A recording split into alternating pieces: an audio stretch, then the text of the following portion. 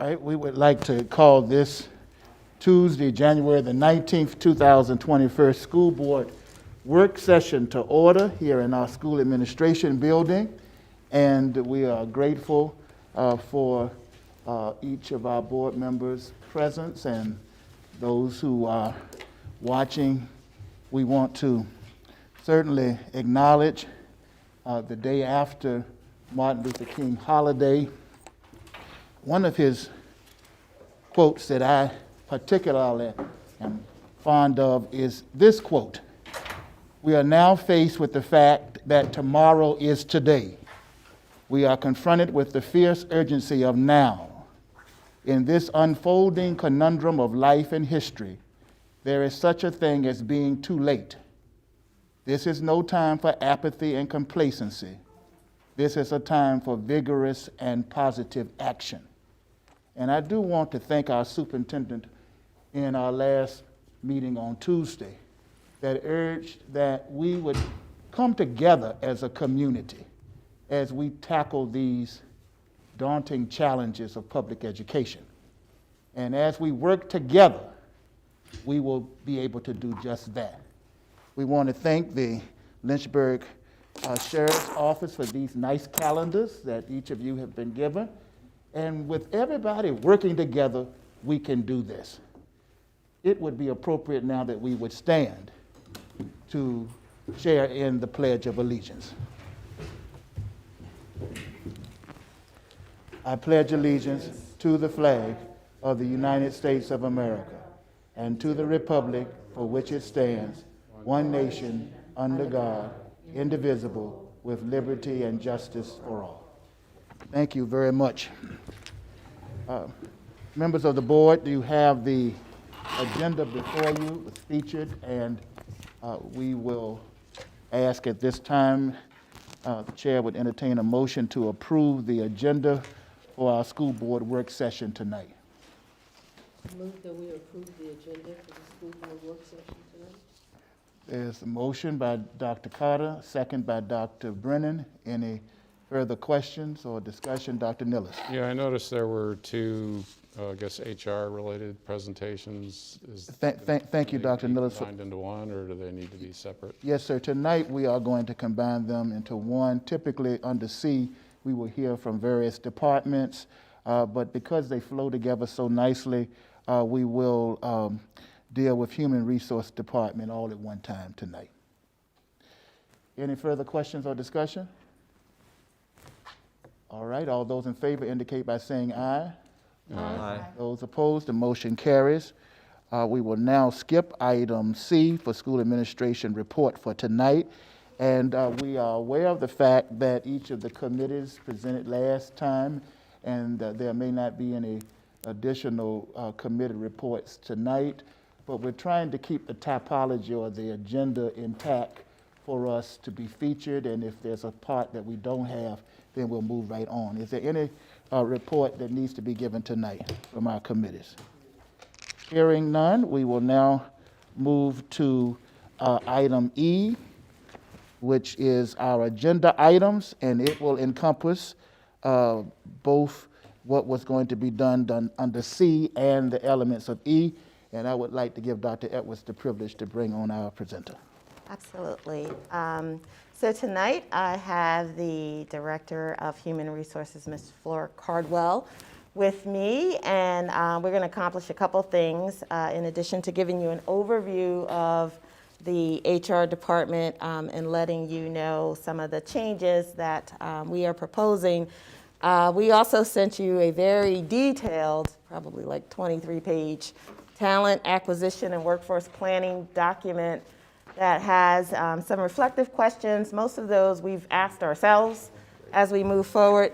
So tonight we're going to just go over a few items in that, a shorter presentation than the whole detail part of it. But I want to start by introducing Mrs. Cardwell and then letting her do that section that we just skipped in section C. So next slide, Ms. Cardwell.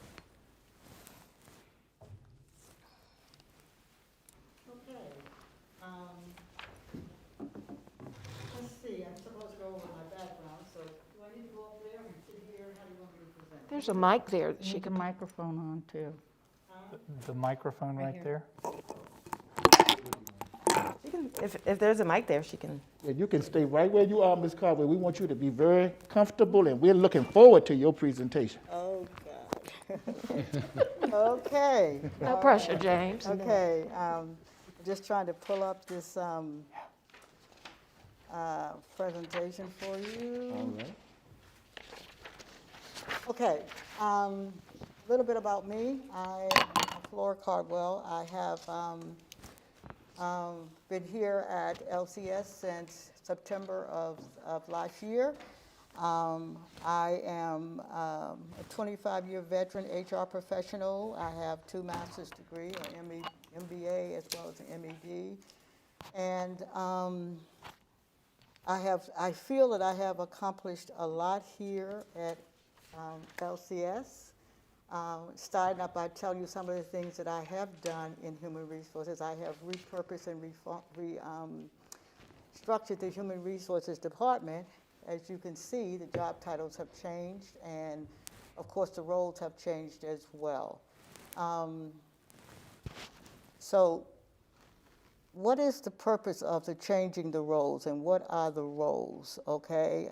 Before I say that, let me just tell you, I was trying to pull up, so I can't have, trying to get all of this up here. Okay, here we go. Okay, so the positions that we have redefined, one includes the Human Resources Assistant Coordinator, the Senior HR Generalist, and the Senior Talent Acquisition Specialist. We're in the process of hiring a HR analyst, heuristic person. We just recently offered a position to a senior talent acquisition person, specialist.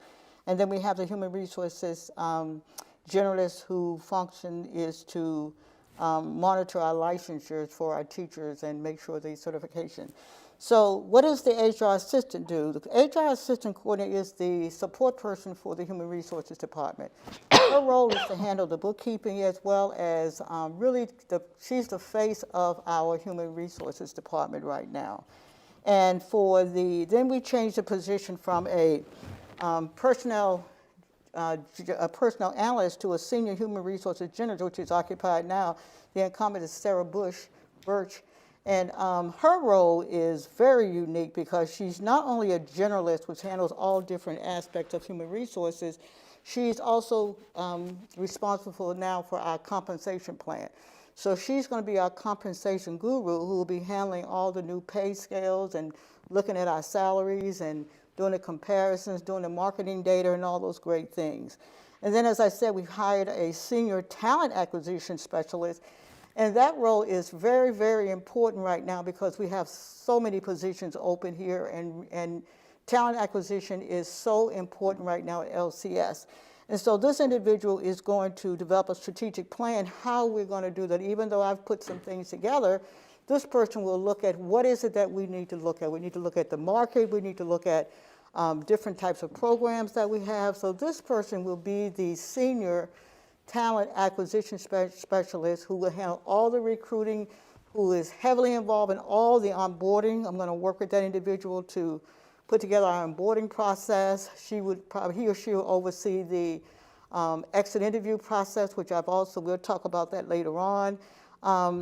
So that person will be focused on specifically for bringing in high quality, high talented staff for LCS teachers and just ensuring that they are certified or they have their licensure, their endorsements. It's important that we cover all those areas now. Then we have an HR analyst, and that position was created because we need a person when we looking at purchasing and implementing a new human resources information system. And that system will be all-encompassing. It will do anything and everything that we needed to do for HR function, including talent management. It will involve compensation. It will involve performance management. It will do all those functions that a HURIS system should do for what we need here at LCS. So this person will be on staff so that that person can run the reports. They can do, they can make sure that the system is working, performing well. They will work with our administrators to make sure that the administrators have access to information and at any and every time they need it. So that person is very, very important for our team. Then we have a position for a human resources generalist licensure. That position will definitely be responsible for handling all of our licensure. They're going to be responsible for making sure that teachers are licensed, they understand the VDOE compliances and regulations. They will be reviewing all positions before we extend those offers and make sure they have the proper credentials before we bring them on board. And then the other person, the talent acquisition specialist, is Christine Hawks, as most of you may know her. She is now handling all the advertisements. She's handling all the recommendations. However, her position has been changed also because now she's going to be more heavily involved in recruiting. Our primary focus for this time frame is recruiting, hiring qualified, high talented individuals to come into LCS, okay? Training, the kind of training we're offering, I have done a lot of training for my team. I've put together some training for them to help them to understand the purpose of human resources and how human resources function within the operational piece of LCS and understanding the mission and their values and helping them understand what their roles, the significance of their role, understanding how their role fits into the norm of everything here at LCS. But also, I'm ensuring that they have the proper training to move to the next level because we don't just want people who are qualified for a specific position now. I need them to be marketable for the market to meet the competition that we're up against out there in the market. So it's important that they're trained to understand what it is what we're looking for. So that's what we're working on now. Our organization is unique now because we are trying to look at how we can meet the needs of and be competitive in the market as a human resources function. And so to do that, we have to make sure that our department is strategically and intentionally able to attract, develop, and retain talent by understanding the needs of our students, number one, and the stakeholders through proactively building strong relationships and trust to foster a healthy culture. Okay? So, Next slide. okay. So, why did Flora come in and decide that she wanted to transfer personnel to a human resources? Well, number one is that there is no such thing as a personnel department anymore in 2021. Whether you're talking about corporate or schools or private or whatever industry we're talking about, it's human resources capital or human resources management. So I made a choice when I was hired. I was brought in, I remember, to make that change. So what is the difference between personnel department and human resources? I could give you many reasons for that, but shortly I can say personnel only focuses on, it's more of a reactive organization. All you do is paperwork. It's about making sure that you fill out the appropriate paperwork. It doesn't have anything to do with training individuals or being resourceful or using resources. And as we say on here, it focuses on the maintenance of all personnel and administrative systems. Whereas human resources is more of a resource. It's an organization that focuses on strategic planning. It focuses on forecasting and looking at organizational needs. It focuses on partnering with your stakeholders and your employees and just making sure that everything is in order to function to make an organization effective. Personnel is more short-term. As I said earlier, it's reactive, it's marginal, it's disjointed. But human resources or human capital department is long-term, it's proactive, it's strategic, and it's integrated. And so right now, that's where we are headed to bringing on new staff to do all of that. Next slide. Next slide.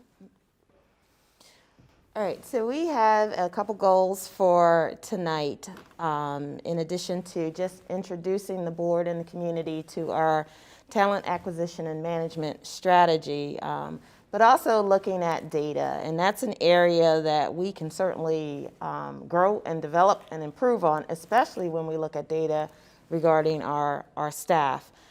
Forecasting, where do we need to go? The pandemic has kind of shifted that a little bit. So we definitely need to be discussing that and how we're going to bridge that gap. What do measures of success look like? How do we know? And again, one of the weaknesses of many of the things that organizations, including us, do is we put together wonderful plans, but assessing them and actually going back to look at those measures of success, it takes time to do that. And often we carve out time to plan it, carve out time to do it, and then we're on to the next thing, right? So we want to make sure we're thoughtful about that. And then the second half of tonight is all about budget. And Ms. Cardwell wanted to go first because 80% of our budget is staff and talent. So a lot of what we're doing and talking about here is going to impact that second discussion. So just keep that in mind as we go along. Okay, so I just want to explain briefly what my vision is for LCS Human Resources Department, especially regarding talent acquisition and management strategies. As it says up there, the talent acquisition is a long-term strategy. So we are looking to bring in skills and expertise to the Lynchburg City School. How are we going to do that? We want to, as I said earlier, we want to look at the organizational structure and create roles and revise functions and hire new, highly skilled staff. That's how we'll be able to bring that in. So my vision is to do that. But my vision is also to create a responsible delivery system that is comprehensive in the HR area with support services for the Lynchburg City District.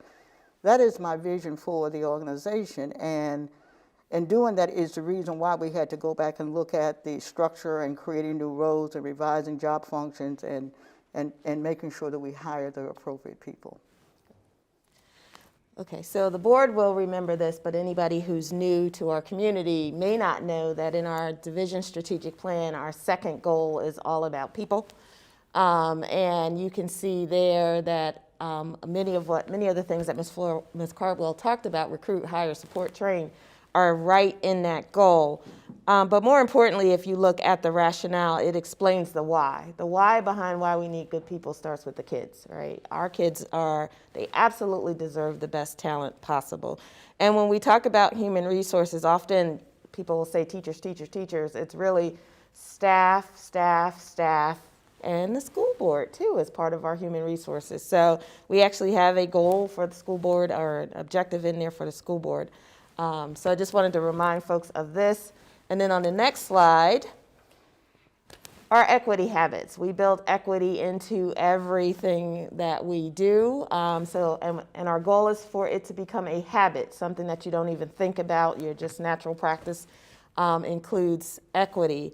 And we're looking at, in terms of the diversity of our students, the diversity of our staff, how do we get the talent that we need to address some of the, both the strengths and some of the opportunities that we have with working with kids today.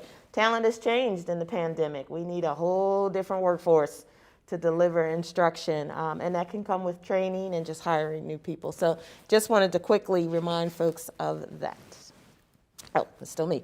And one of the things that we did in addition to going to a lot of workshops from AASPA and SHRM, and we all have this book, which is by Amy Holcomb, which is Strategic Talent for Educators. And it has a lot of good information in there, but also a roadmap of how to get there. And she's done a lot of work in following successful divisions and doing that. And you can see just by that graphic some of the steps. And there's lots of steps, which we'll see some of those on the next slide. So we can, yep. And as Dr. Edwards mentioned, there are a lot of steps. And as we look at this slide here, it shows us that the first step is the talent acquisition forecasting. Well, because of the pandemic, a lot of it, it has impacted how we forecast, okay? However, we want to look at the future, look at how we, and as a matter of fact, this whole presentation is really about us looking at where we're going, because we know where we have been, but we have to move forward now. And so one of the ways of doing that is forecasting, looking at positions and looking at opportunities that are in our future and planning for those types of events. And then secondly, the second one there is number 2 is recruiting. And we have to look at hiring a diverse staff. Later on, I have some demographic information to show how we have been hiring in the past, but to me, we need to look at our hiring of a more of a diverse staff so that we'll have a variety of strengths to pull from. If we're only pulling from one level of strength, and we're just going to get what we got in the past, but now we want to look at hiring more diversity into our workforce. And then if you look at number 11, it says talent assessment and compensation. Of course, we have to, one of the top priorities is our budget proposal. We'll hear more about that later, but we need to look at our budget in hiring these positions. The only way that we're going to be impactful in how we do hiring these high talented people, we need to look at the budget and how we're going to do it and how much money we're going to spend to do it. Recruiting is a very, very expensive process. I just want to tell you, to hire one person, I looked at some numbers the other day. Now, 2021, if to hire one person, is cost an organization up to $4,000, and that includes bringing them on board. That means the advertising, the sourcing, the recruiting, the selection, the hiring, the individuals that are involved. If you did a cost analysis, you would see it's very expensive to bring on one person. So when we talk about getting those forecasting and getting those high-performing individuals into LCS, we're talking about money. And that's going to be very, very important as we look into this, because we really need to look at being very competitive, because not only are we competing with a market out there, we're competing with other counties. And then, just so that it's not missed, step 13, Dr. Gupta, that's something that you have always talked about in terms of succession planning and the need to do that. And then step 9 talks about upboarding and promotion. And we've had some aspiring programs. Usually they're relegated to aspiring administrators. But we don't have programs like how do bus assistants become bus drivers and dispatchers and directors of transportation. What's the leadership strategy for that track, if that's what you would like to do? So all of that is what we're looking at, and a lot of good information that's guiding us in this book.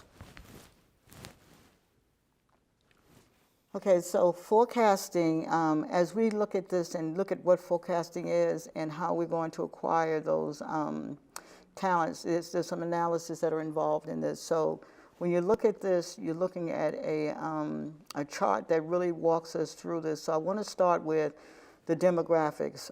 What do we know about LCS employees? Well, we have a lot of disparity in our demographic information. When I had to put, and this also is going to include the hard-to-fill positions.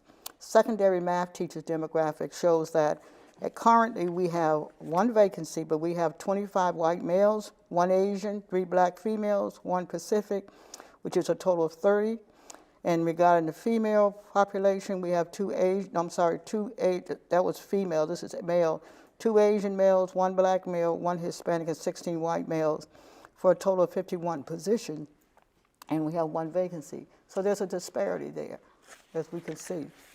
If we look at another hard-to-fill position, secondary science teacher demographics, excuse me, for a total of 39 positions, we have 21 white females, 11 white males, 2 black males, 4 black females. And we have 2 vacancies there right now. We look at special ed teacher demographics, we have, and I'm not going to go through all of these, but just give you an example. We have 13 black females, 80 white females, 4 black males, and 14 white males, for a total of 111. And these are all the special ed teachers. We have 2 vacancies open right now. And lastly is we have for elementary literacy teachers and coach demographics, we have 21 white females, 1 black female, and we have 3 vacancies, 1 coach, 1 literary teacher, and 1 reading specialist. And there are others, I could go on, we have other demographics as well. Speech therapist demographics show us that we have 14 positions total. We have 9 white females and 1 white male, and no others are included in that. So as you can see, we have several those are the most hard to fill positions, so that's where our shortages are. And so we have to look at how we want to, and we'll talk about this later on, how we want to focus our recruiting efforts and how we want to fill those positions that are currently vacant. Excuse me.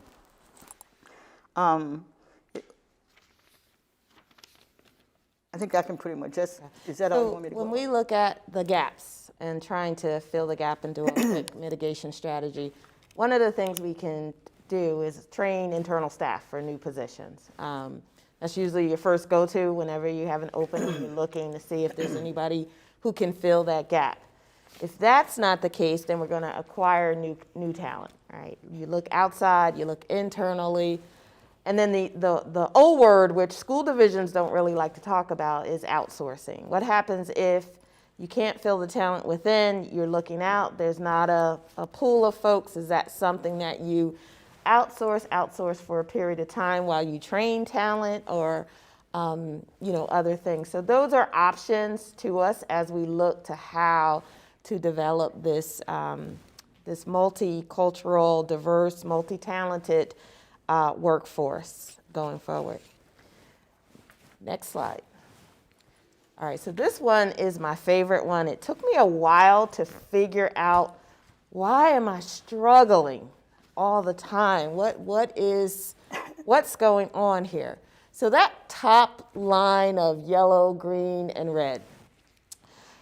In an ideal division, the time it takes to finalize your workforce needs is pretty short. Usually by January, February, you got it down pat. You know how many retirees, your kids have pretty much started the registration for next courses, you have demographic information, you get some kindergarten enrollment information, you know who's going on maternity leave. You usually have all of that information, so you have a solid picture of, this is what I need for the next school year. Then you have this wonderful window of, let's just invest in getting people. So even if you needed a multitude of, let's just say you needed 10 elementary school teachers, well, you could hire 10 and then sort of fit them in the right, you're the best second grade teacher and you'd be great at fourth grade, and so on and so forth. But you have time to engage in that process of talent acquisition before the school starts. Mm-hmm. What happens here is that period of finalizing workforce needs never ends. It's constant. There's no definitive point where we can say, okay, we've got it. Now we know exactly what we need, because we are constantly experiencing either a turnover or yes, I signed up for that, and now I'm changing my mind. I don't want to do that. And that period is so long that we're not really sure and can definitively say this is exactly what we need, or at least as close as possible. So our window for talent gets shorter and shorter and shorter. And then as you get closer to the start of school year, you're like, we have to fill these positions.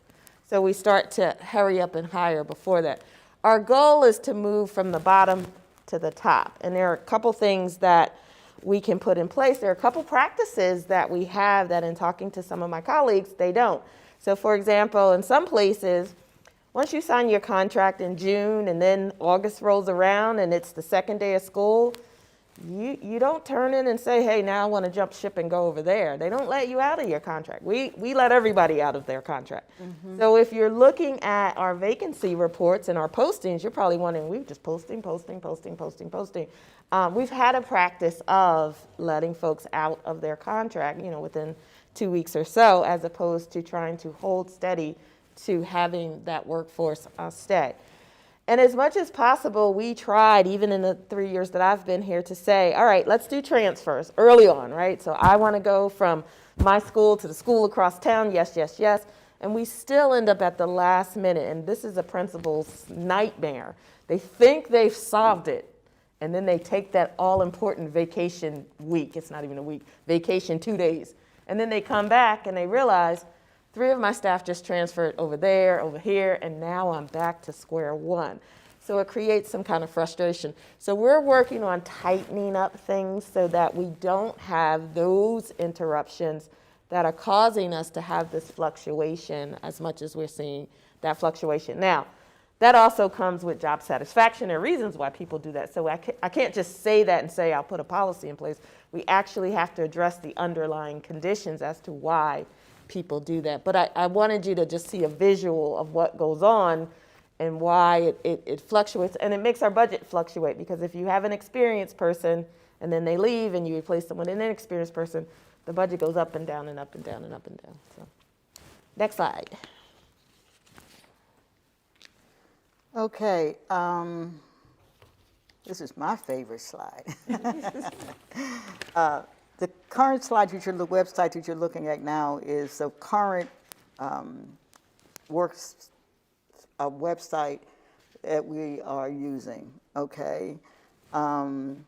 So what I've done is I've worked with Scott Kirkwood to develop a website that he and I worked making sure that it was a website that was appealing, it was active, it's exciting, and all those wonderful things. So I want to show you the new website that, here we go.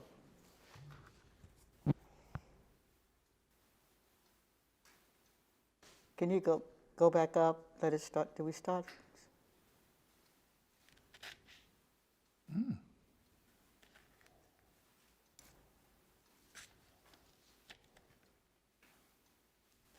Who wouldn't want to work here?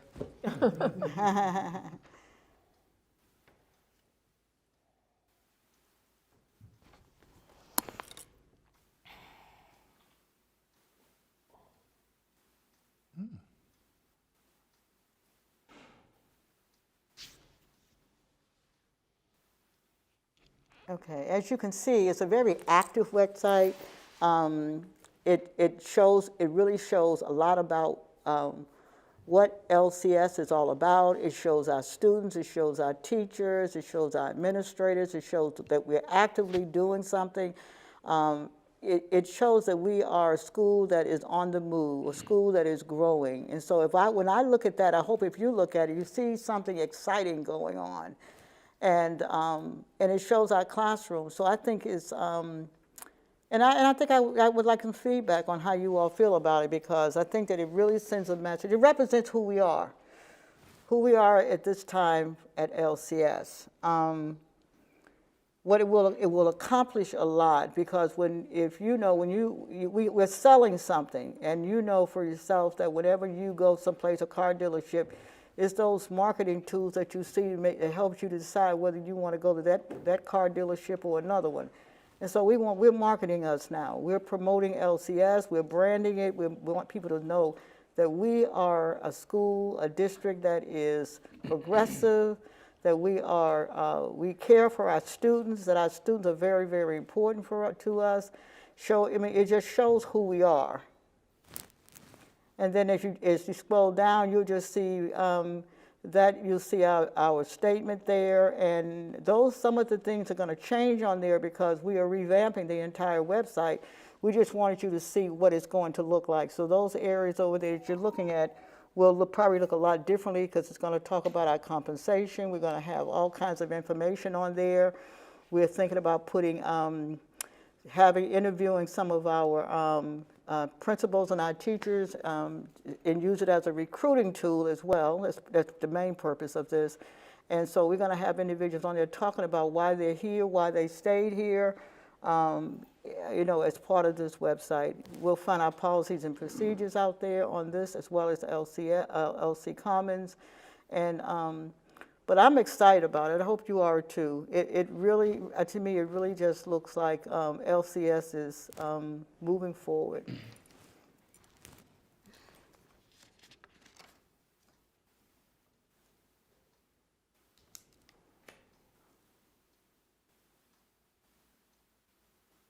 He's transitioning back to the PowerPoint. Okay. There we go.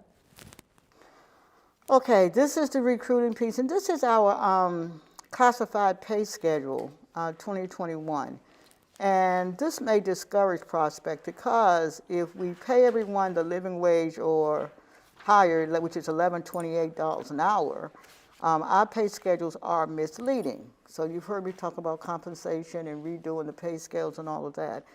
I would recommend, and Dr. Edwards and I have talked about this, is eliminating any steps below the living wage of our pay schedule, especially since we don't assign employees to that step anymore.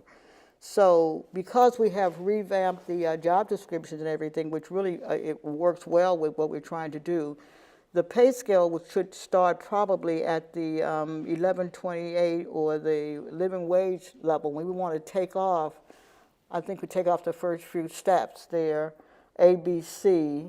I think we started at G? We'll start at G. And in that way, when people look on our website to see what the ranges are, they will see us at our living wage of $11.28 and not the lower range of $9.40. It just makes sense for us to do that, And this is just we're fixing it so we can be more attractive, knowing long term that we will be looking at our pay scales and all those kind of things to make sure we're in line with the market out there. And we didn't change the letters because we didn't want the existing staff to feel like they were vaulted back to a previous. So when we upgrade these and you select them, they'll just say, as Flora said, they'll start on G, $11.48. That's the lowest I can make. So if I'm brand new, I at least know that that's probably where I'm going to start instead of $9.94. I don't think I want that. I can do better elsewhere. And also we have, as I think I had mentioned the last time I met with you, that we have, and I'm really excited about this, we have revamped all of our job descriptions.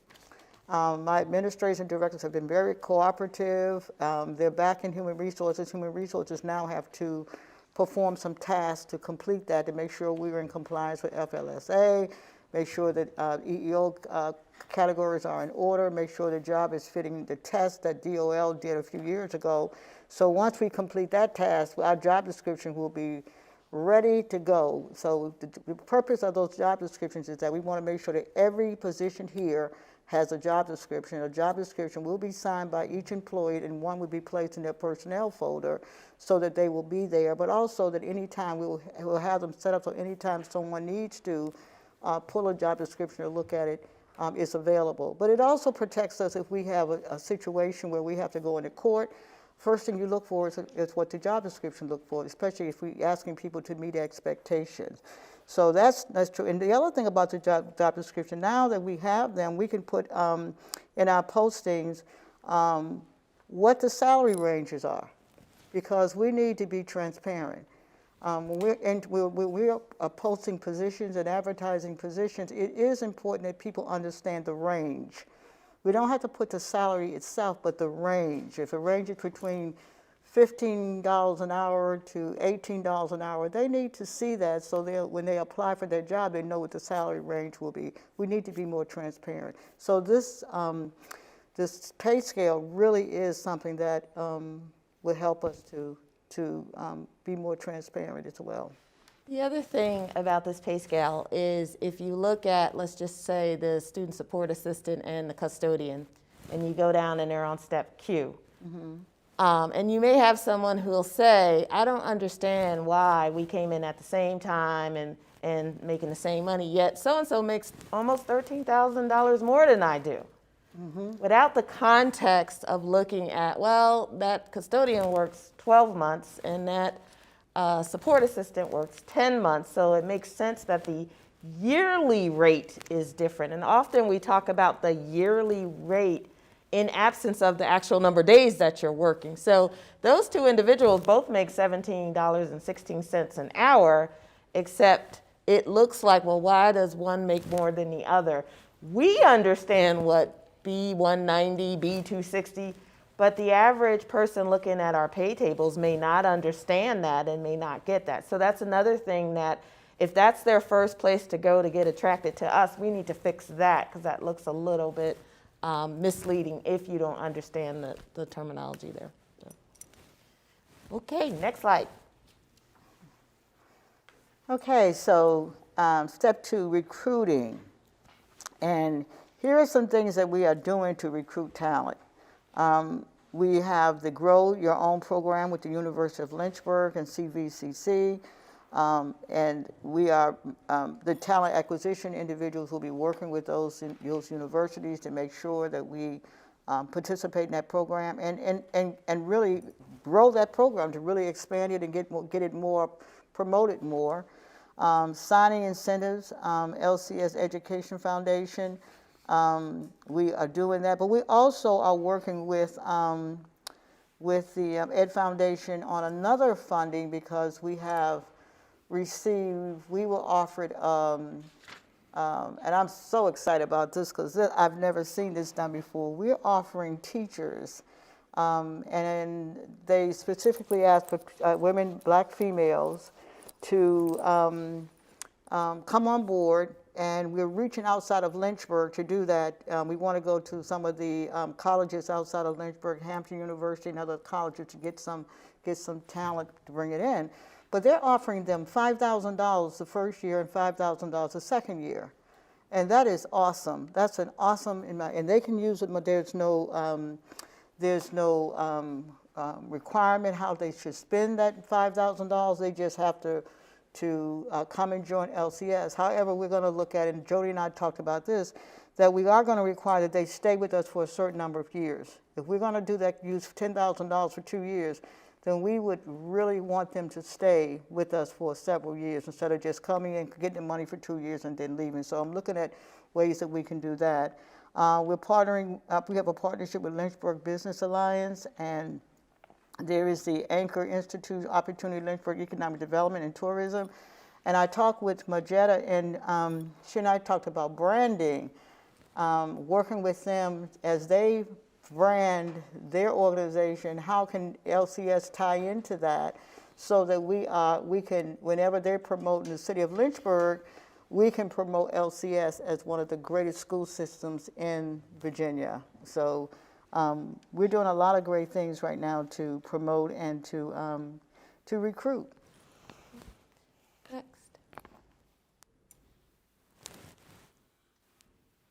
There we go. Okay, so some things that we are looking to do, and you notice I'm skipping from step 2 to step 9 because we said we wouldn't go through all 13 steps. So a combination of both recruitment and upboarding, and some things that we're looking to move to do towards the future. And I will say word of mouth is your best commercial or your best, I guess, demercial, if I make it sound like it shouldn't be. How your employees feel about working for you can do a lot for attracting new talent or keeping new talent away. And we have a lot of fantastic employees. Those happen to be the last 3 years of Teacher of the Year up there. And just something as simple as an employee ambassador program where you use the folks who are your rock star employees, who are, you know, as some of them will say, we bleed LCS, to really attract that talent for you, to work with you, to sell the good things that are going on here. Other things that we can do, I love returnships, which are, and we have a lot of retired staff that come back to serve in critical need positions, part-time positions, but they loved LCS so much, right, Tina, that they retire and they just come on back and do some other stuff for us. And actually, that's a good marketing tool to say, you know what, that they're still here with us. Some of the aspiring learn and lead programs, aspiring administrators, but again, some of our employees have asked about other positions. How do I get qualified? How do I get experience? How do I learn about those other positions? And then my favorite one, we actually did, but we haven't formalized some step-up opportunities. When the pandemic hit, we were outnumbered in terms of leadership and just having to move really, really fast. So when we did the Dream Team, we put teachers, we put APs, we put athletic trainers. Some of everybody had to step up and take a leadership role and really just lead these projects, whether it was some of our press releases were run by teacher staff. A lot of the pod work was led by, again, teachers. You all know our athletic trainer played a big role in return to play and just working there, but giving people opportunities for these leadership roles, but formalizing it so that we advertise it. And where can I go to find some step-up activities if that's what I want to do? Or if I'm recently retired, when we do the offboarding, where can we go to learn about some other things that we can do? We're just looking at ways to, again, both recruit and also promote our staff. And I took that whole one floor, sorry. Next slide.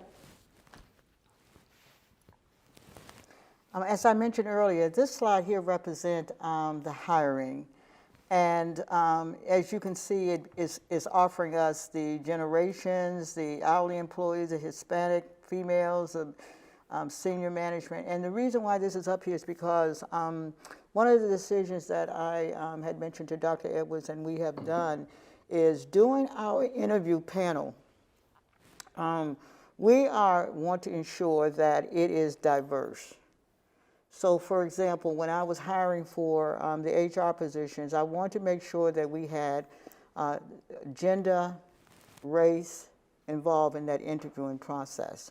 And so it's so important that as we move forward, that we have a diversity in everything that we do. And it's intentional. It's not something that we are accustomed to doing, so we have to become intentional. And look at how we are screening our applicants and how we are setting up our panels to interview them.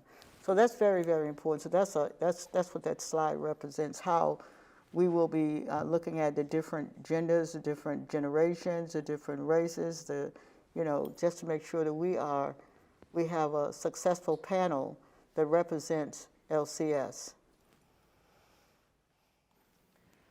And the board, you've seen this graphic before, but it always amazes an organization how you start out at the top, excited, new job, can't wait, and then somewhere along the line, you end up like the young lady on the bottom, frustrated. And what happened to get you from, I can't wait to join LCS, to, oh my God, I don't even want to go to work today. And we don't want that. So, and you just can't wish and, hope that that doesn't happen. You really have to look at the factors that cause that. And all of those job satisfaction motivator factors in purple are great and wonderful, and we absolutely should do this. If you walked into a school building, you would see a whole bunch of celebration, recognition, achievement, having quality, meaningful work, opportunities for advancement and personal growth are all great things. But if that's the only thing we focus on, we still run the risk of going from the excited employee to the one who's frustrated because of all that stuff in the orange. And that's the difficult part of any organization, starting with your working conditions, whether that's the physical space that you're in, the resources that you're given, and even into coworker relations. There's some statistics on how important coworker relations are, upwards to folks saying it's anywhere between 60 and 80% at the top of bad coworker relations will make me leave a job in a heartbeat. So we need to look at that. Policies and rules, supervisor quality and the quality of feedback is really important in terms of people feeling valued, like my supervisor is supporting me, or that my supervisor is even knowledgeable of what I'm doing and can guide me and help me, or I don't have multiple supervisors giving me multiple information. And that's where that training piece is going to come into play. with that. And then, of course, the last one goes without saying, and that's the one that we're going to deal with. So the whole goal is to beef up your purple while minimizing some of the negative aspects of the orange, so that we minimize those job dissatisfactors. And that information is hard to get, right? When someone leaves and you say, why am I leaving? The most common answer, for personal reasons, right, is what you get. And then you find out through the grapevine what the real reasons were. And Florence talked about creating that trusting environment where people can actually tell you what, led to their decision to leave. And we're going to talk about that in a flip a little bit more in terms of the positive. But we need that information. Otherwise, we just keep making the same mistakes over and over and over again if people are leaving for similar reasons. So that's another area that we're definitely beefing up on. Okay, compensation. A job analysis is looking at the tasks of the job itself and analyzing that job. The job evaluation is how we evaluate that job to fit into the organization, and it should equal, all of it equals the pay and equity. So we are looking at future. We're going to, as part of, even with looking at the job descriptions, because it ties into that, analyzing our jobs more effectively, because we're not looking at, I don't know in the past whether we have looked at it or not, but what the job require, what tasks are involved in each position, and then how we add value to those jobs. And the pay equity, we talked about that a little bit before, about making sure that we're paying competitive rates and everything. So I'm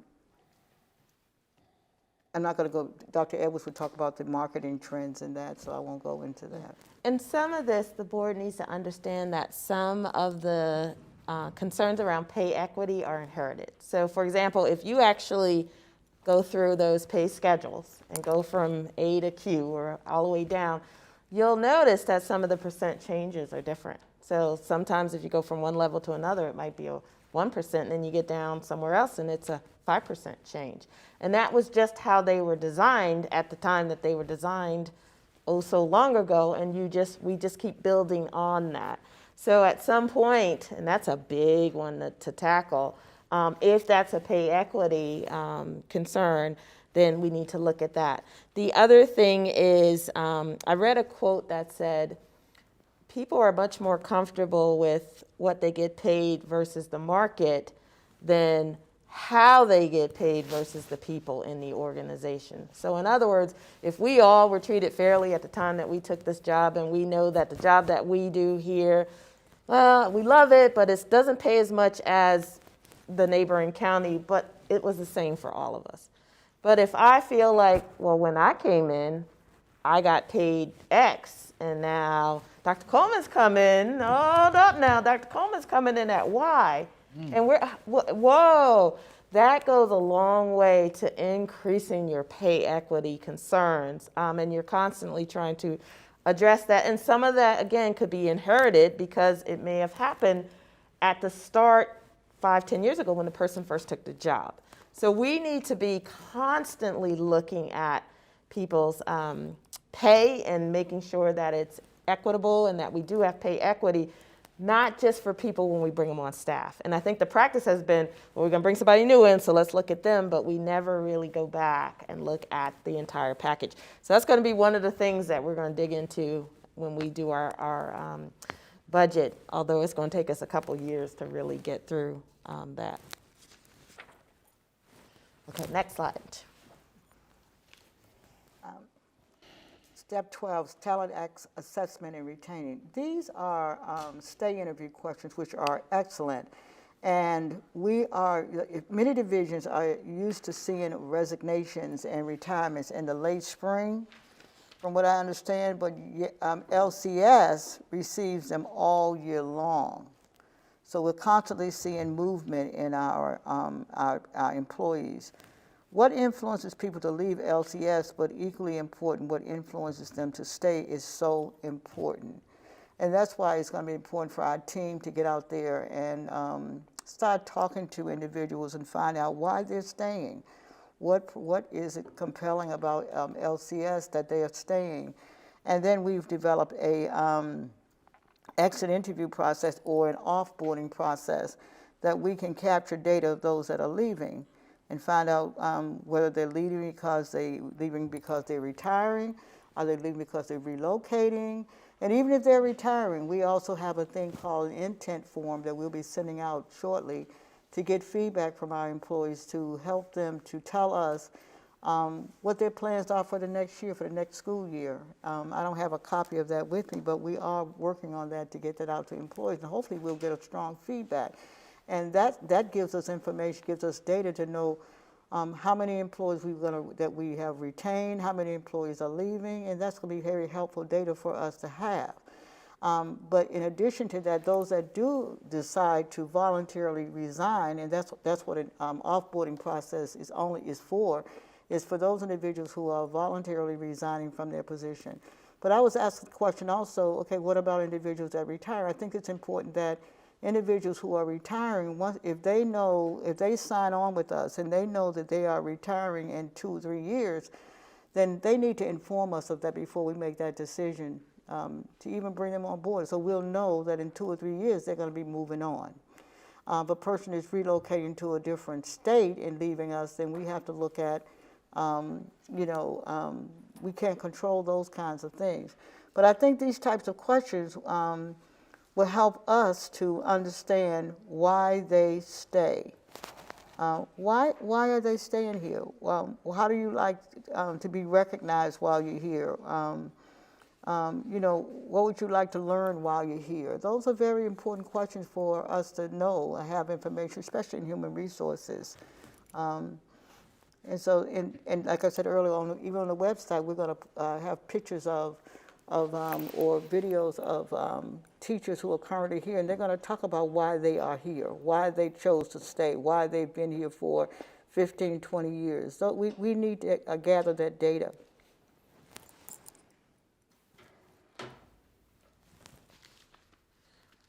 And then, of course, this succession planning, particularly when you have positions there's only one person who does that job.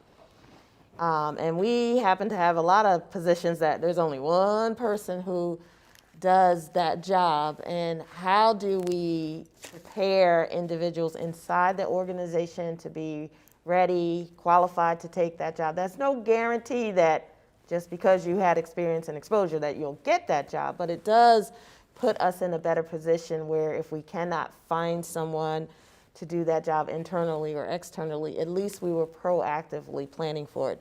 The big piece in this one, though, is it requires the person in the job to be open enough to share the job. And, I say all the time that I was very fortunate before I became a superintendent, that I worked with a superintendent who was like, here, you need to come and participate in this, even though it's not part of your job responsibilities, because if you ever became a superintendent, this would be something that you would have to do, and you don't want to be learning this on the job during your first year. And, again, talk about fortunate. I was very fortunate because when I took the job, everything that he showed me happened during my first year, so I was well prepared to do that. But we need to do that for our employees, and if you think through things like, just think about your data manager who manages our student information system. If those types of positions with that type of knowledge, if we're not planning for succession, we're going to be in trouble. And it emphasizes at all levels. It's not just planning for mine at the top. It's everywhere that we need to be doing that succession. I just want to add to that, Dr. It was also as part of the succession plan, we have to look at development, professional development. We need to look at where the skill levels, where people are. It has to be a process that we're going to develop that will actually capture the information for us to look at how we're going to do the succession planning. But I think it's important that we're going to do that. So. Okay, so our priority as Flora and I and team were thinking about this, and even Ms. Pugh talked about what we need to be doing internally monthly, what would help all of us. But we think HR should be a priority and something that we just take time just for HR to discuss. Even this presentation took longer than probably we would have liked to do it. There is a lot of data. Ms. Cardwell shared some with you at the beginning. There's others. In the document, you'll see where we're looking at like vacancy rates and turnover rates and pipelines. Where are we recruiting that we're actually getting more? Do we have more homegrown folks coming in? Are we getting talent from HBCUs? So there's all this different data that we want to look at. But we didn't want to do that in isolation without asking the board too, as a part of an annual retreat, even if it's like right after July or something like that, where we get the picture of the LCS staff.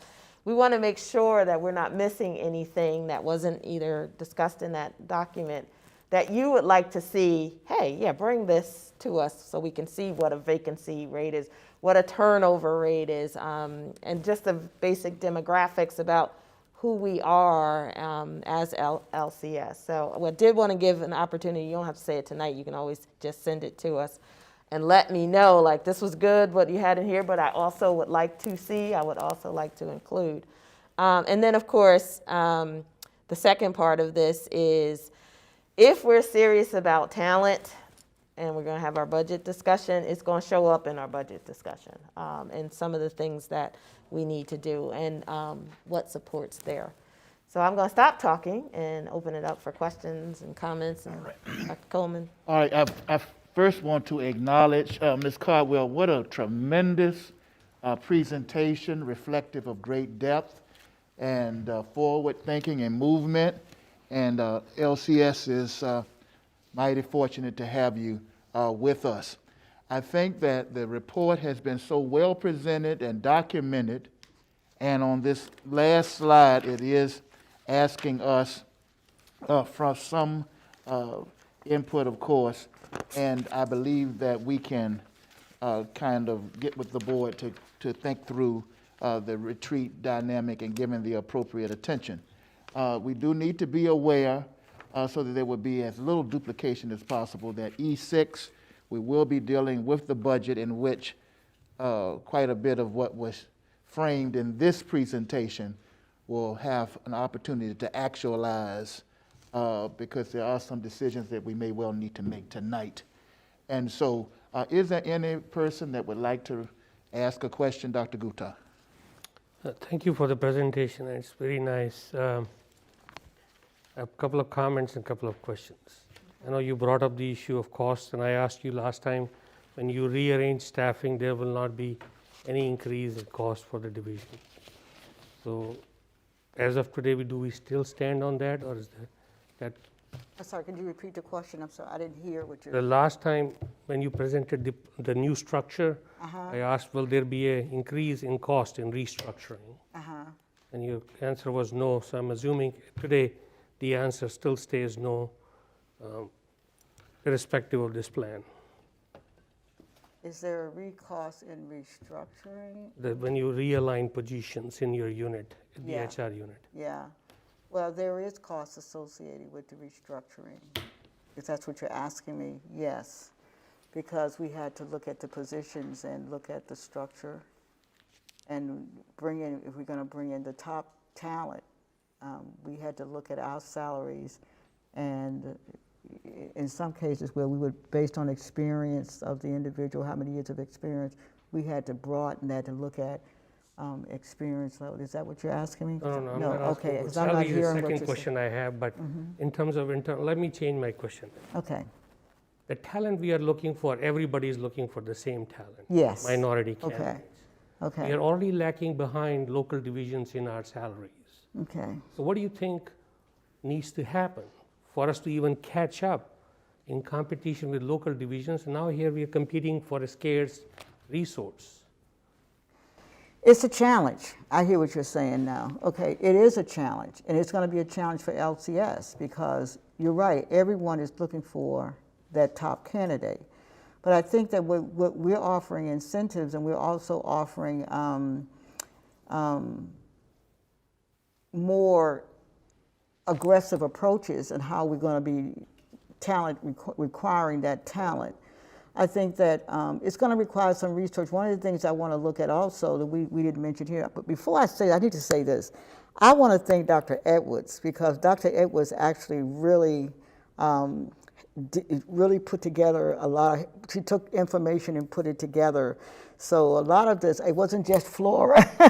I believe in giving credit where credit is due. She really worked with me to put all this is a team effort.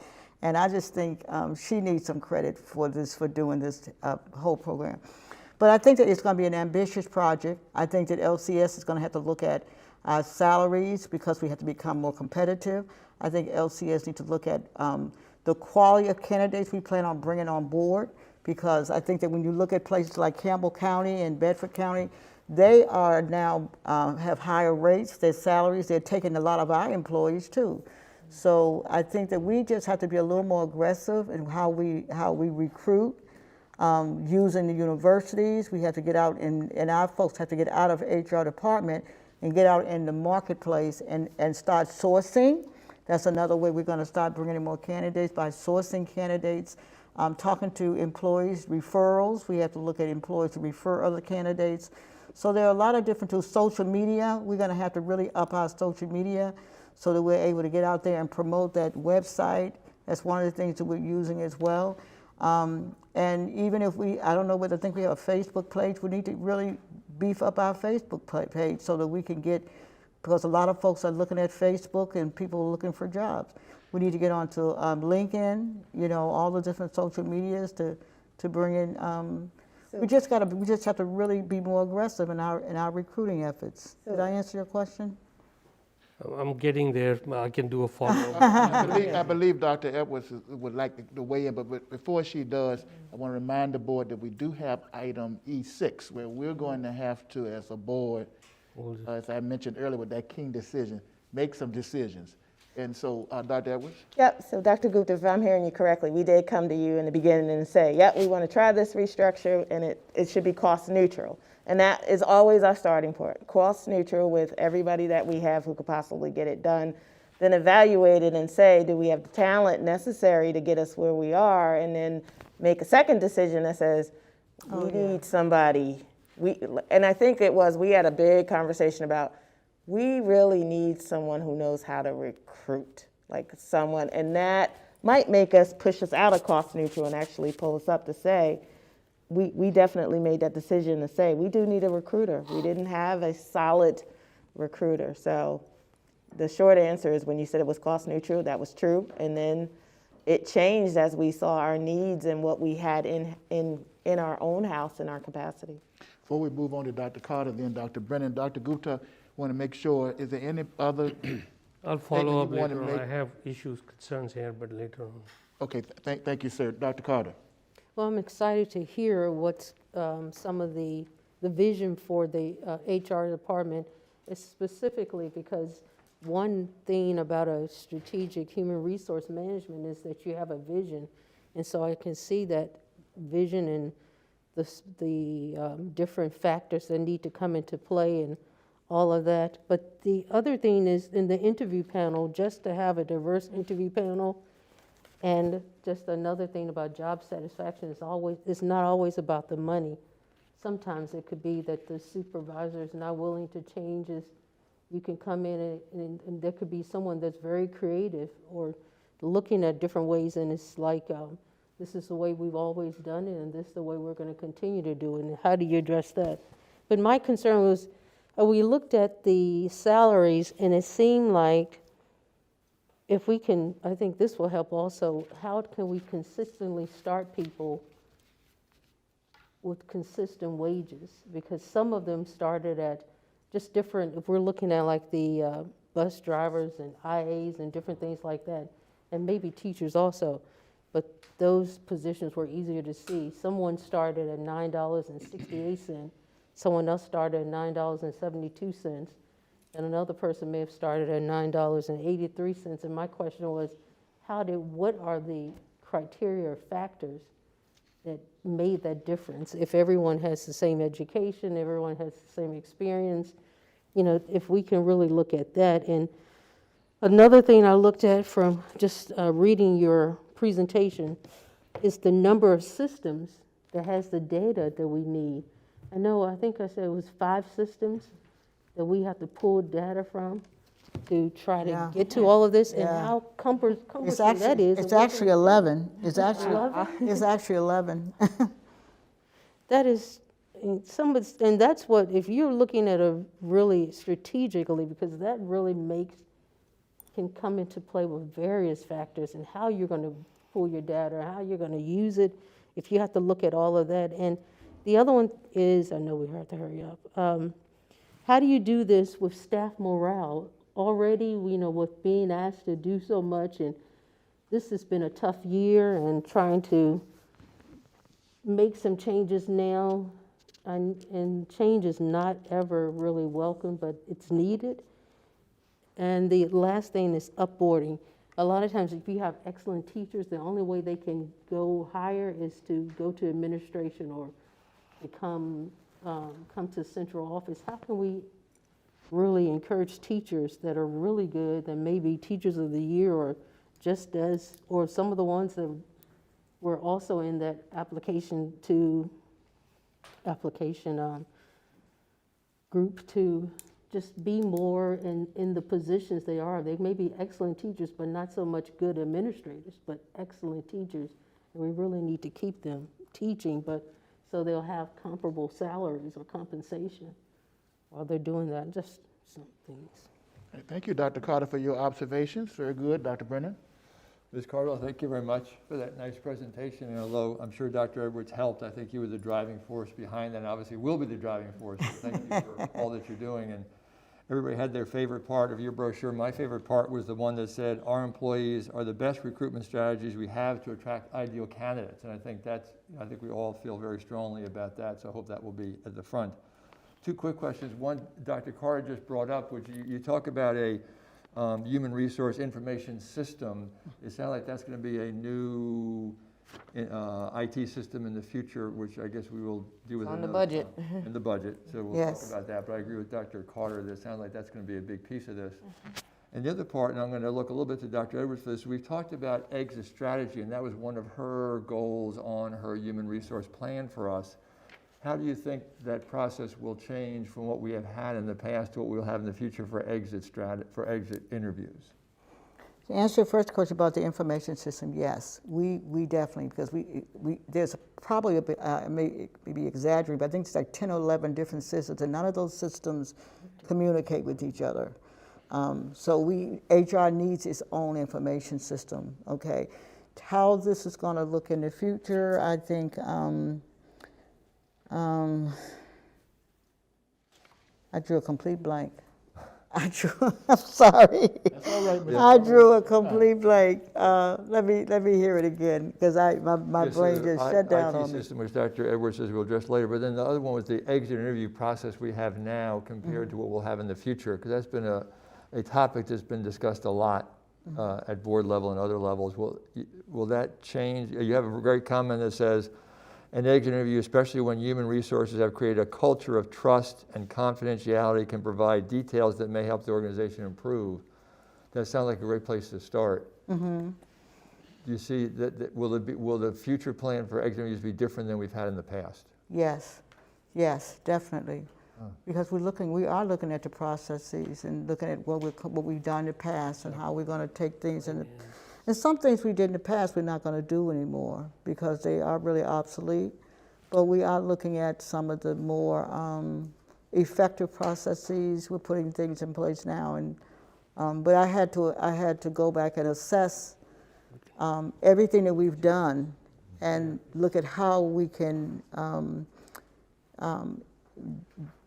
improve upon them or enhance them for, I call it the 21st century HR for LCS. Great. Thank you very much. Yeah. All right, thank you for that, Mr. Harvey. I appreciate your work, and I guess I'm drawing, my favorite slide happens to be meet the Human Resources Department. I appreciate the focus that's being put on talent acquisition. However, I'm more of a talent retainage person. We invest As you mentioned, it costs us on average of $4,000. $45,000. We're talking about, the possibility of up to $10,000 in incentives for someone to stay on for 2 years. And we talk about these teachers of the year. These are the people that are really could be our mentors for additional teachers. How does this department setup focus on retainage? I see at least 2 individuals who are focused on just acquisition. I understand we need to acquire new talent, but we also really need to focus on, maintaining the existing talent that we have, because we have the best teachers. How do we keep them here? How do we? And I know we're going to talk about salary and so forth, but I feel like that maybe we need to have a person in here who kind of focuses on what are the issues that impact us when we lose talented teachers who have been with LCS, especially when they've been with LCS for an extended period of time. When I look at the loss of teachers who have only been here a year or two, I feel like, well, they didn't really give it, they weren't really invested. But if I see that we lost someone 5 years, 10 years, that's where I really am concerned. What was the issue, especially if they go to another locality, because we will be competitive with salaries. We're going to make that a priority. I believe I have the pulse of the board. So if that's being the case, money is not the issue. It's about job satisfaction. So I would encourage us to just, make sure that within that department setup, we have a focus not only on acquisition, but also on retainage. Can I can respond to that? Yes, and there are different areas we can look at. We need to look at, I think Dr. Carter may have mentioned, we need to look at, we need to evaluate our supervisors and our directors. We need to see that they have the skills to manage their staff. That's number one. We need to look at the work environment. That's why branding is so important, that we are attractive, that we attract the type of people that we want to hire. So we have to look at that. A lot of this is taking a snapshot of LCS, what has worked and what we need to do to improve upon what we're doing. If our goal is to attract and retain, we also are looking at our onboarding process. I'm going to be implementing an onboarding process. That's a major, major piece of retaining individuals. That's part of retention. So how does that going to work? Well, it's not just hiring people, bringing them in and doing some paperwork. Onboarding starts as soon as we make that offer.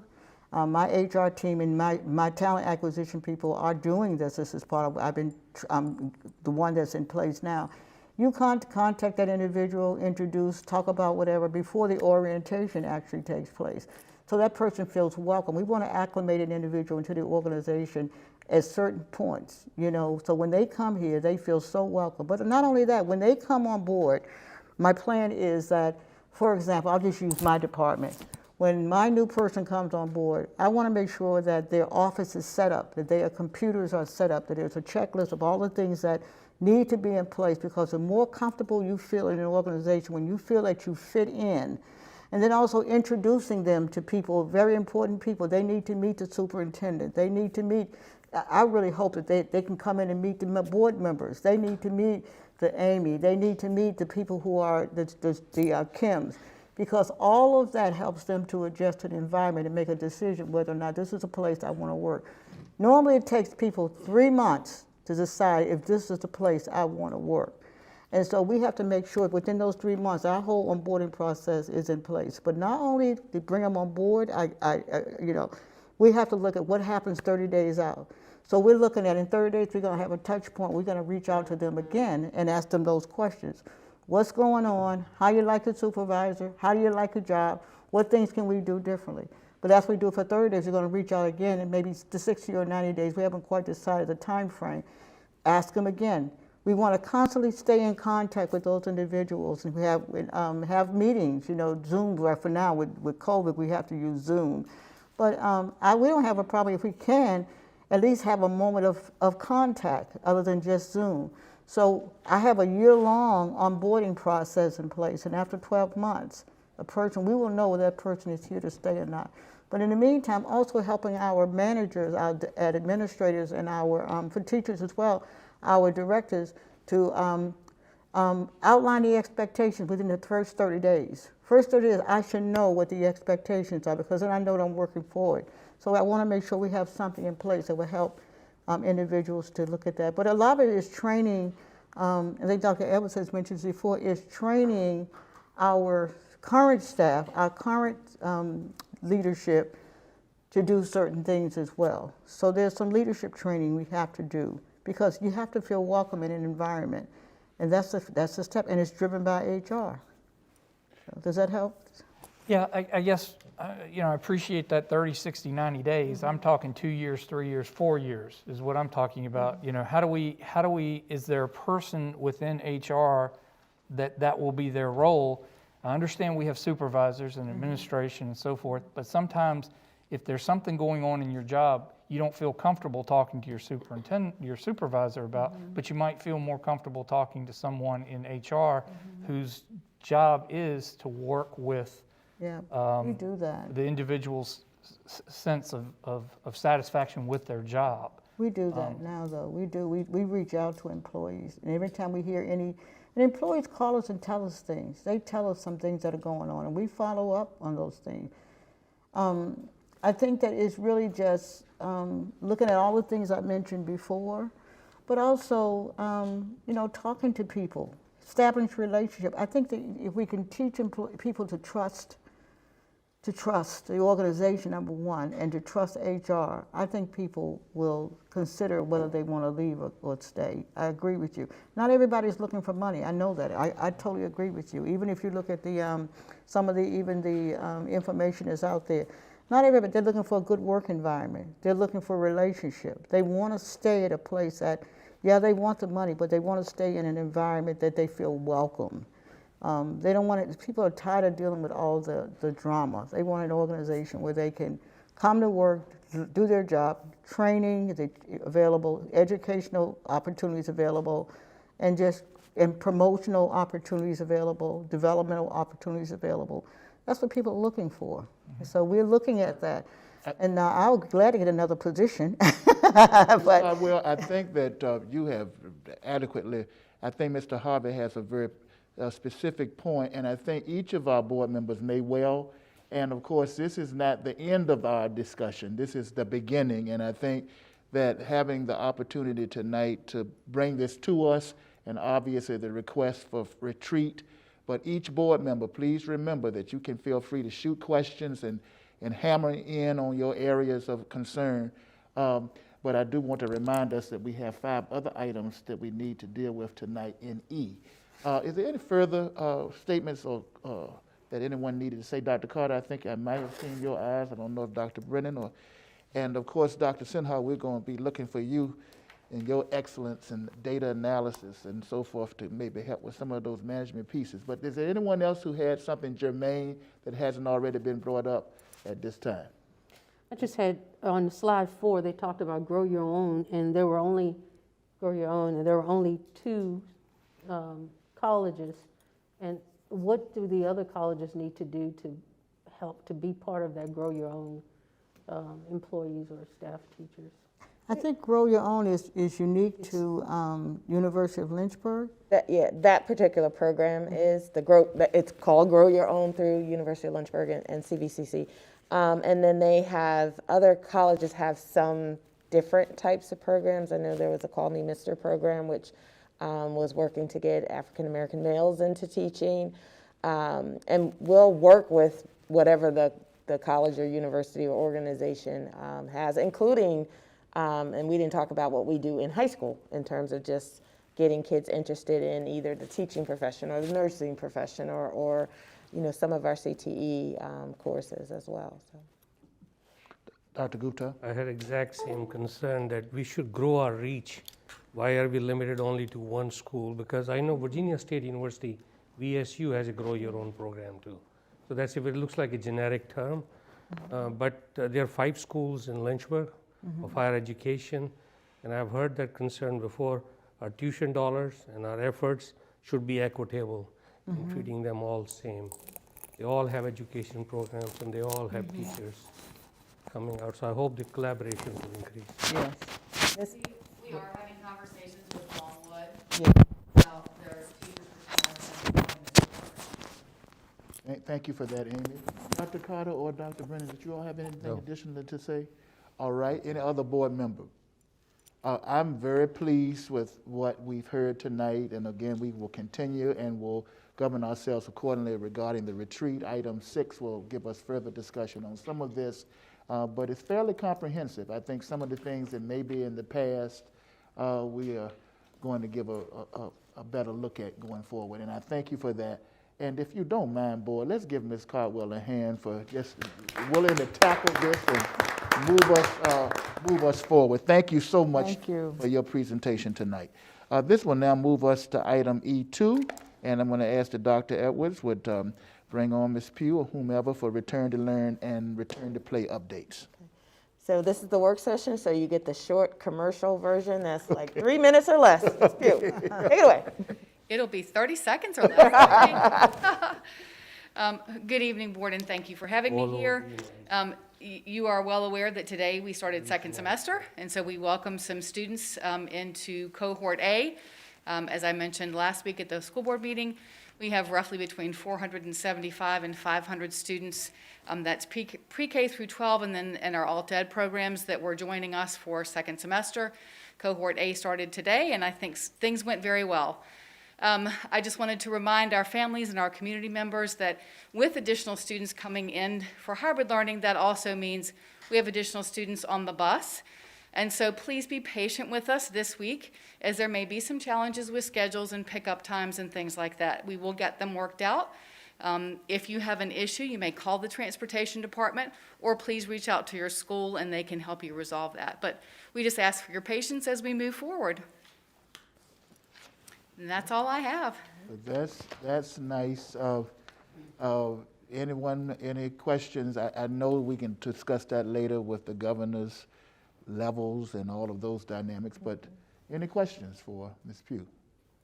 All right, return to play. Okay, return to play? Yes, we have returned to play. So our teams are out there. Some of them are winning, some of them are getting it together.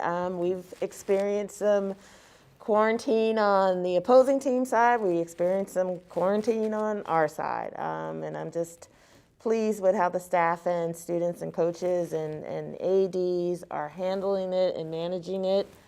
And we'll just continue to press forward as we try to give kids that total experience. In relationship to the parents, and then we'll get right to you, Ms. Morrison, is that being worked out in terms of I have shared that information with the... Okay, excellent. Thank you so much, Ms. Morrison. Well, this does not pertain to return to play. It pertains to return to the arts. Okay, I like that.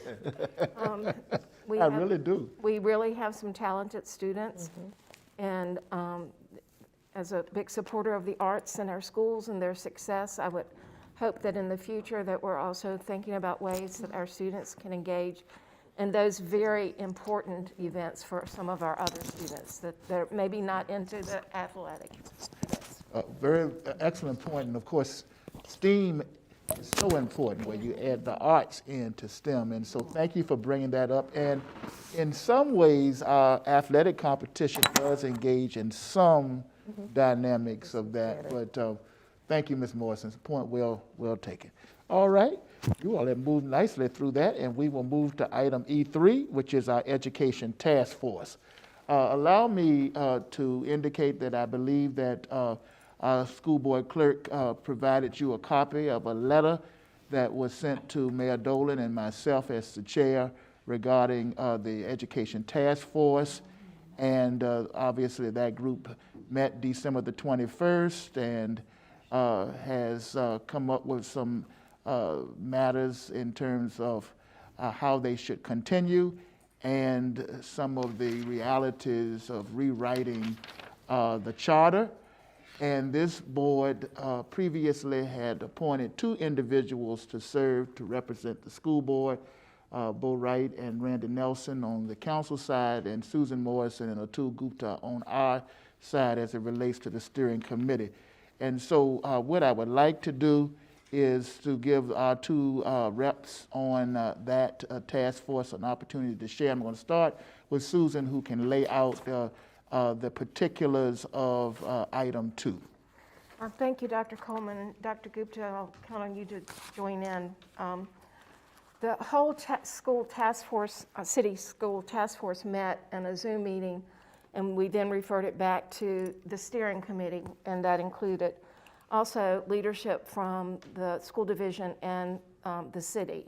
The city manager, Reed Wutica, and our superintendent, Dr. Edwards, as well as Ms. Pugh, also attended this. And Dr. Edwards did a wonderful presentation on how we've moved forwards in some of these areas and our strategic goals and the accomplishments. But we then, the steering committee really, with the pandemic and the changes that has caused our schools and our city to look at how we were handling things, we decided that the best way was to refocus our efforts in 3 areas. Changes in the modes of learning that have taken place and that likely ongoing future impact on the educational system's needs. These changes are likely to have lasting effect with regard to the type of infrastructure that the city needs to provide in support of students and all citizens, and the means by which the school system can engage with families to enhance family involvement in the education experience. As you all know, we don't, the school board or the Lynchburg City Schools, we don't own the buildings that our students are located in. And as we complete our school facility study, we're going to find things that are going to need to be addressed, and the city is going to have to be a part of that, and that's one of the focuses that we think will bear out. The second one is equity issues that have been highlighted by changes in the mechanisms by which education is currently delivered. These issues include, but are not limited to, the digital divide, recognition of the variety of types of support that different students need, multi-generational dependence on internet access for lifelong learning, and the nature of the achievement gap brought about by reliance on remote learning, the accentuation on it. The school system cannot fix the needs of broadband in our city. It's going to have to be addressed by us working with the city so that we can make this not just for our students, but our families. So we felt like that was the other area of need for the city and the schools to really go into, and that this task force is independent and can ask hard questions about how this will happen. C, identification of social, emotional, and mental health needs of the student body, including but not limited to issues of in-school counseling, provisions of targeted educational intervention for students with special needs, and food security. I think Dr. Gillette said, when did the schools become responsible for providing all these services for students and families? That this needs to be an effort that we address as a community. And so we are asking from the task force that we go back to the leadership in the city and the leadership in the school division to rewrite the charter to more specifically address those areas where we think we've now identified because of the pandemic and the changes that it's bringing to education. Thank you, Ms. Morrison. Dr. Gupta, the floor is yours. I think she outlined it well. The things have changed because of what happened in last 1 year. And so the key word is refocus, and the task force and the steering committee needs to refocus. We need to look at, do we need the same subcommittees we had previously, or do we need new structure of those subcommittees? What should be the timeline for those subcommittees to put forth the report to the school board? Because we don't have a whole lot of time when you're talking about achievement gap, digital divide. Kids are falling behind every day. So that needs to be on an expedited fashion, how we can move forward. But it has to be a collaboration between the community, the city of Lynchburg, and the school system.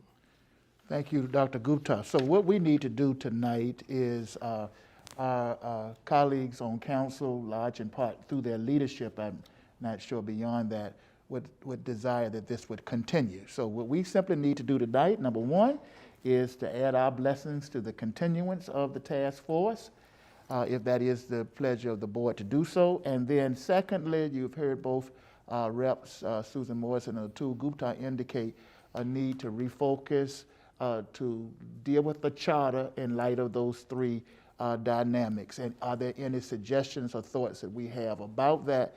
And then that would complete our piece on this. I would like to yield to Dr. Edwards. I noticed that Ms. Day has included another document helping us to appreciate our strategic comprehensive plan, and maybe any particulars you would like to share from your office as superintendent. Absolutely. So when we met in December, one of the things we did was crosswalk our division strategic plan with some of the work that the task force was doing and had already done. And we do already have in existence a lot of partnerships with different parts, different initiatives that came out of that task force. And I think even one of the things they did was a walkthrough, and which part led to our facility study. So I just wanted the board to be aware that there was a crosswalk of what was previous.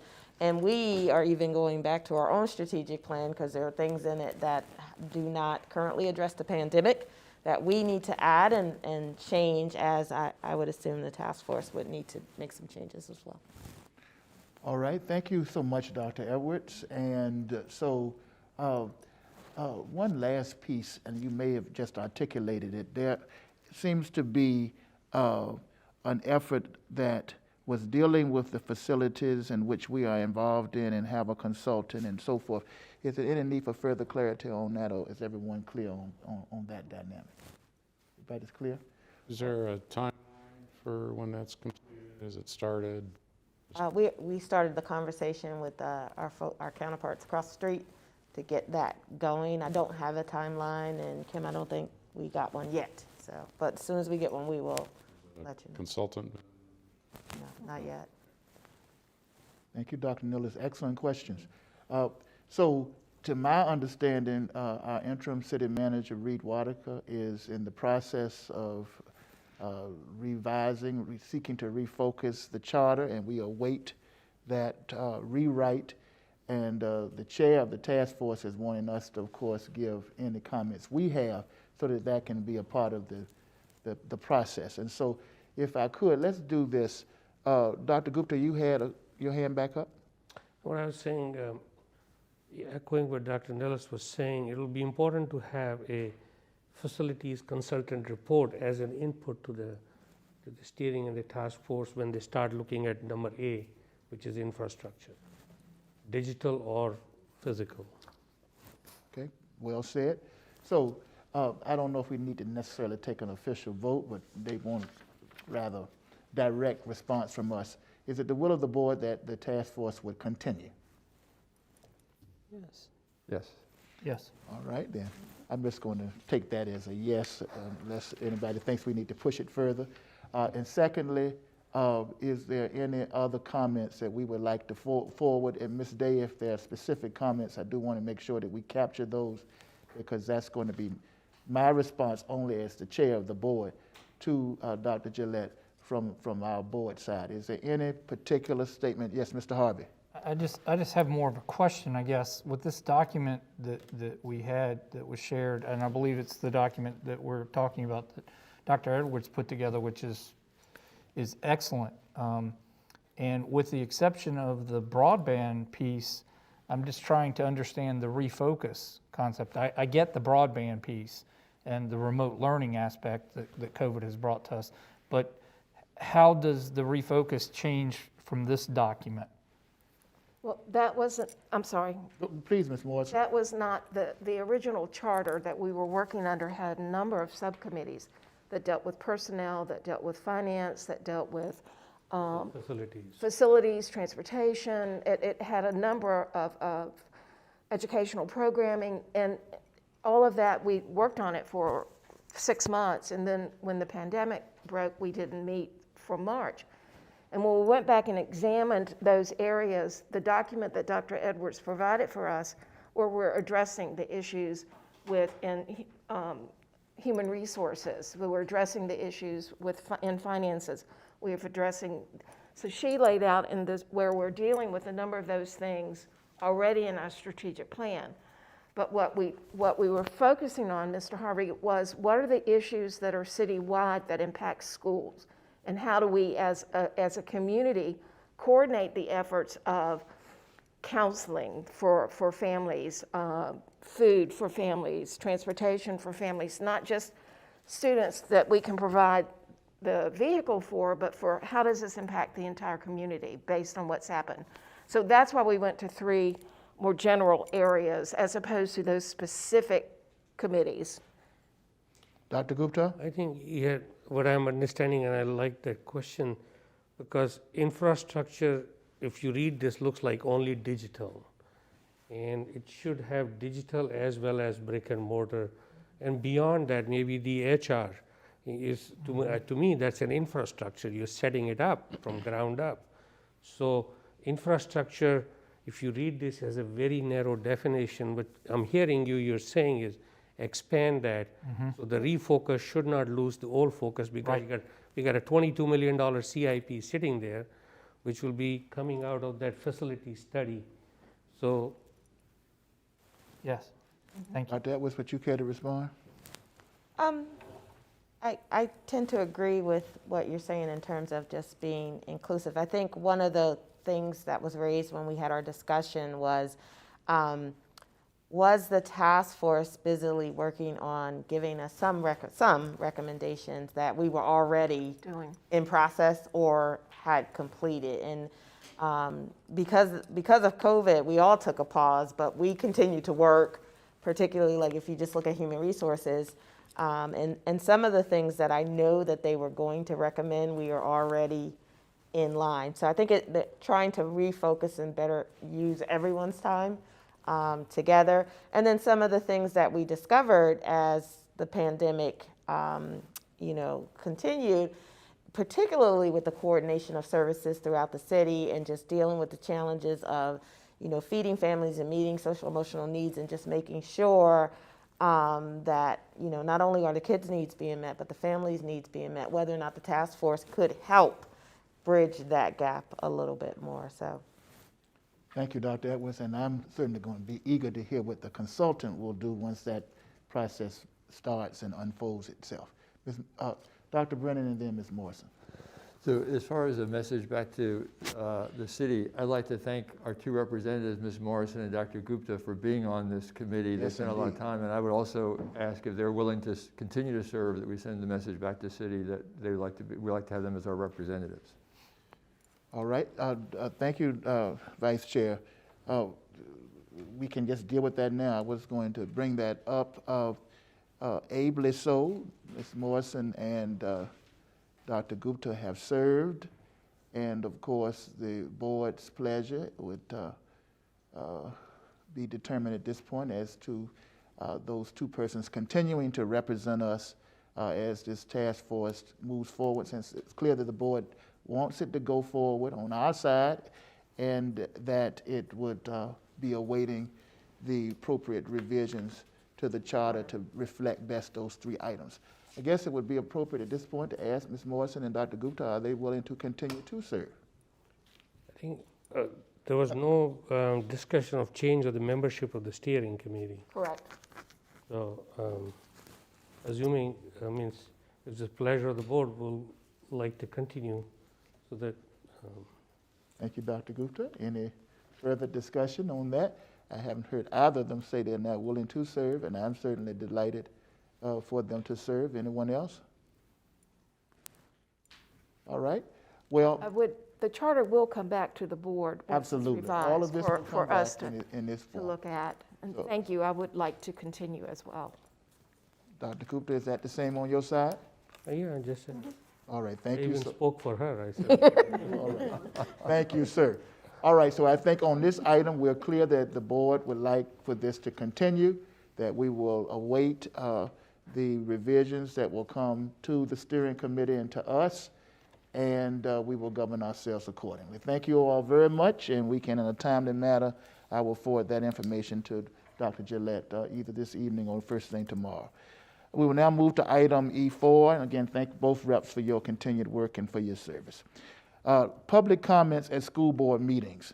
It is by default on January the 31st that we will revert back to our public comment section as we've had it, with in-person public comments being allowed unless this board would like to extend the decision of the board that we made that will end on January the 31st. What is the pleasure of the board regarding public comments in our future meetings in February? Dr. Brennan. I'd like to ask Dr. Edwards if she could give us some comments on that. I think this part of the decision came out of the fact of safety of staff and safety of the board, and since that time we have had rules that have been put in place that we think are comfortable as far as making things safe with masking and physical distancing and other issues we've asked. So can you help us with what your feelings are as far as proceeding? Certainly. Let me just go back and remind everyone the why behind some of that decision. And it was our goal, Lynchburg City School Organization, to try to keep the staff that is in front of the children as healthy as possible and as minimal exposure to possible COVID as possible. And in doing so, we've asked at both school levels and division levels that we minimize adult-to-adult contact and try to use Zoom or any other means to have those conversations and engagements, all in an effort to reduce the possibility of spreading COVID within our division and certainly within our schools, which would necessitate school closure. So that is what sparked the need, at least from the administrative side. Obviously, when our folks are coming down for public comment, we want to hear exactly what they want to share with us. We put in place, even in March, the opportunity for them to leave a voice message that will be played, and the two of you do a great job of also reading what the comments that people have. And it became a concern that even for our citizens, with the spread being so high and us reaching the numbers of 1,000, is it worth that time? And it's 3 minutes and 5 minutes for them to be in this environment, possibly sitting out in our lobby, and this is before we kind of manage the attendance in the lobby, putting themselves at risk to share with us. And were we doing due diligence to give the public an opportunity to share with us without increasing their risk or risk to staff who also were out there? Since then, we have sort of tightened up. We had the fire marshal work with Steve Gatsky to kind of do some room analyses. We have some folks in to help us kind of maintain that. We actually got less space out there now because of the egress that we didn't know that we were blocking when we had chairs sitting there before, thanks to the fire marshal for working with us. So we have put some measures in place. We have required everyone to wear a mask, practice social distancing, all in an effort to keep us safe. The community numbers have not gone down, so I'm not going to say that's the cause of it. We're still in pretty high community numbers. We're managing our in-house LCS contact. We had that really, really high number, 19 when we came back, and it has since gone down and ebbed and flowed a little bit. So we're in a little bit better place in terms of just being able to be safe with one another, but the concern is still there. Thank you for that. So the board would not need to vote tonight. By default, we will go back to in-person comments being allowed unless there's someone who would like to make a motion otherwise. I would also encourage the board, even for persons who may not want to come in person, that if they might want to do a Zoom statement, that maybe we can look into giving them that opportunity as well. But based on what Dr. Edwards has shared and from conversations, the default would put us back into in-person comments unless anyone has anything different to say. All right, hearing none, then that is where we are. I would like, if you would allow me, board, Dr. Sinha, since Dr. Edwards was just bringing up some things about community dynamics, return to learn, return to play, I think you did have something to share with us. Could you share that with us at this time regarding community numbers, et cetera? Well, they're all pretty high and pretty bad. Okay. But there's some some sentiment out there that in time they'll level off. Okay. So we'll still see some of the post-Christmas travel surge that will occur. This is the first time I've ever done the threat level, and they're all red. Okay. So, and the positivity rate is very high. So, the community spread is a real area of concern for us. But thanks to the hard work and all the protocols that are happening in our schools, we're very fortunate that we haven't had outbreaks, or it just goes to show that these efforts work. Mitigation efforts work, and we should continue doing as we're doing.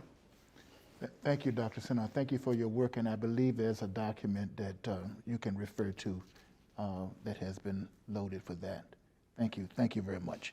All right, we will now go to item E5, which is the future location for school board meetings, and I'm going to ask that our school board attorney, Hope Towns, would address the board regarding this matter.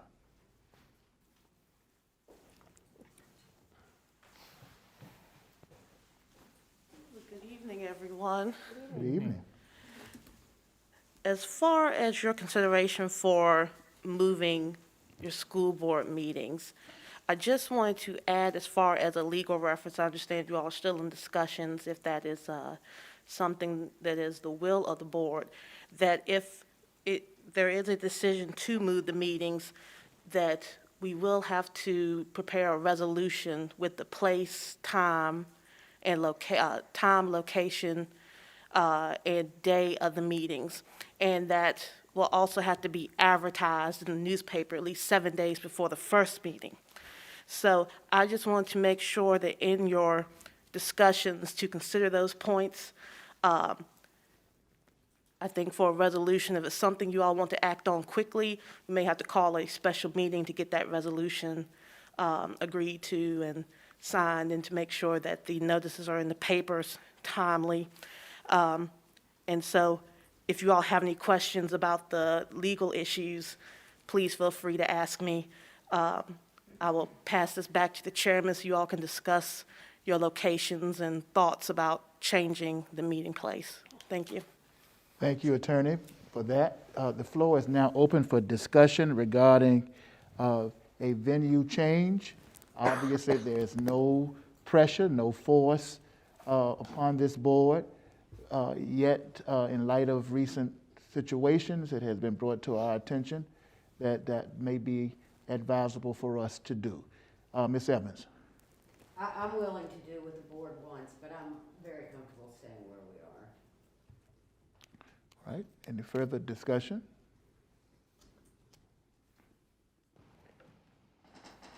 Dr. Gupta. I agree with her, but I'm not willing. I mean, if majority moves, then moves, but I'll be against any move because this is not only the school board building room, this has the school administration building.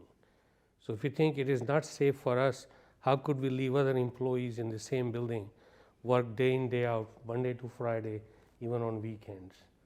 So I'll not be comfortable moving and leaving all other our colleagues and friends here working in this building. Further discussion? Dr. Carter? I'm comfortable staying here too, but I have to yield to the authority or the experts in that field, and we received guidance from our chief of police that it would be in our best interest to move. And the thing that really compelled me was that he stated that if we move, we wouldn't jeopardize other people that are here in this building going about doing their work.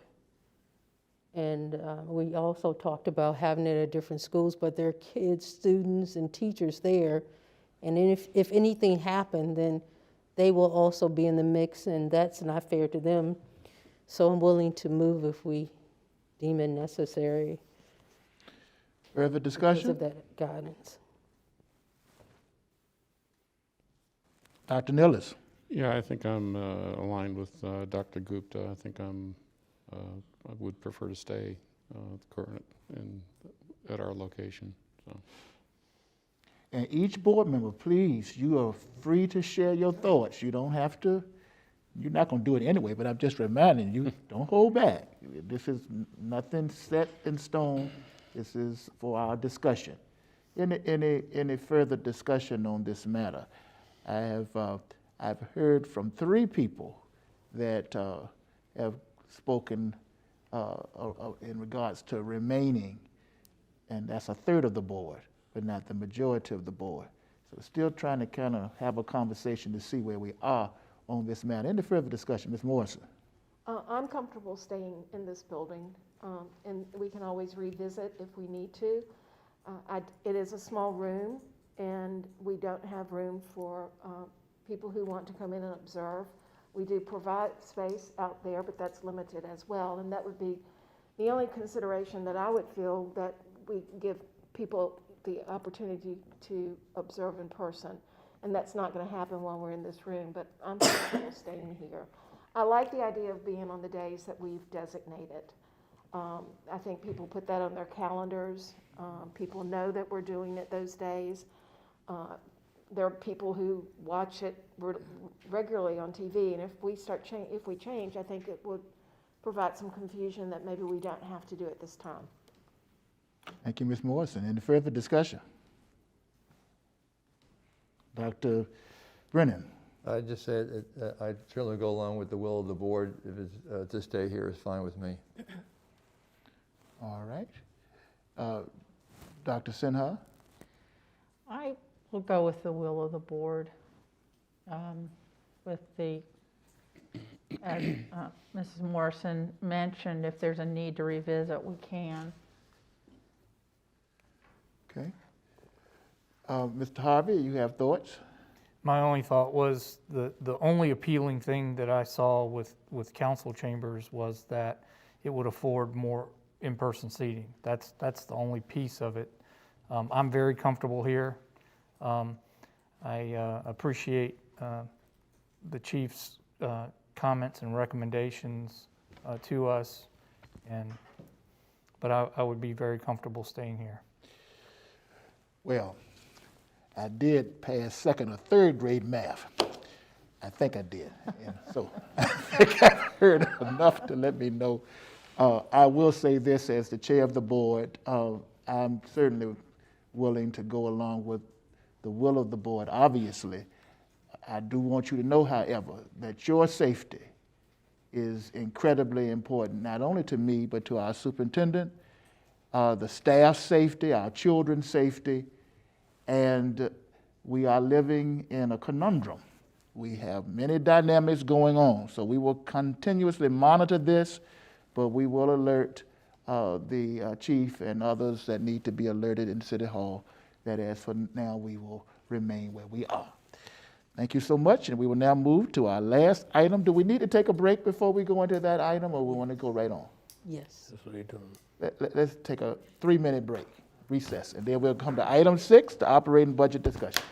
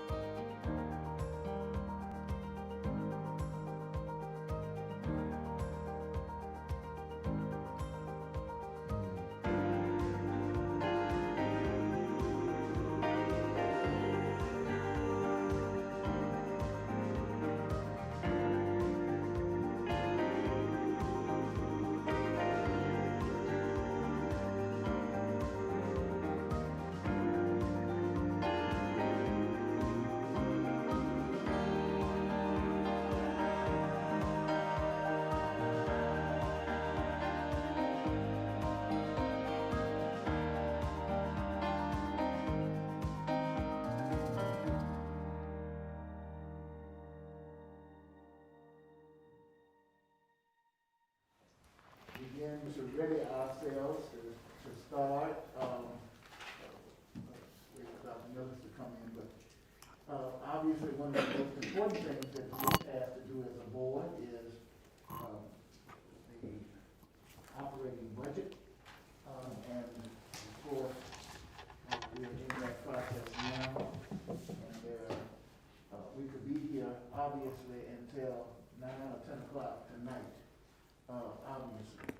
So again, this is a part of the piece, and Dr. Edwards will guide us through the carving of the piece that we need to deal with tonight, and then future discussion.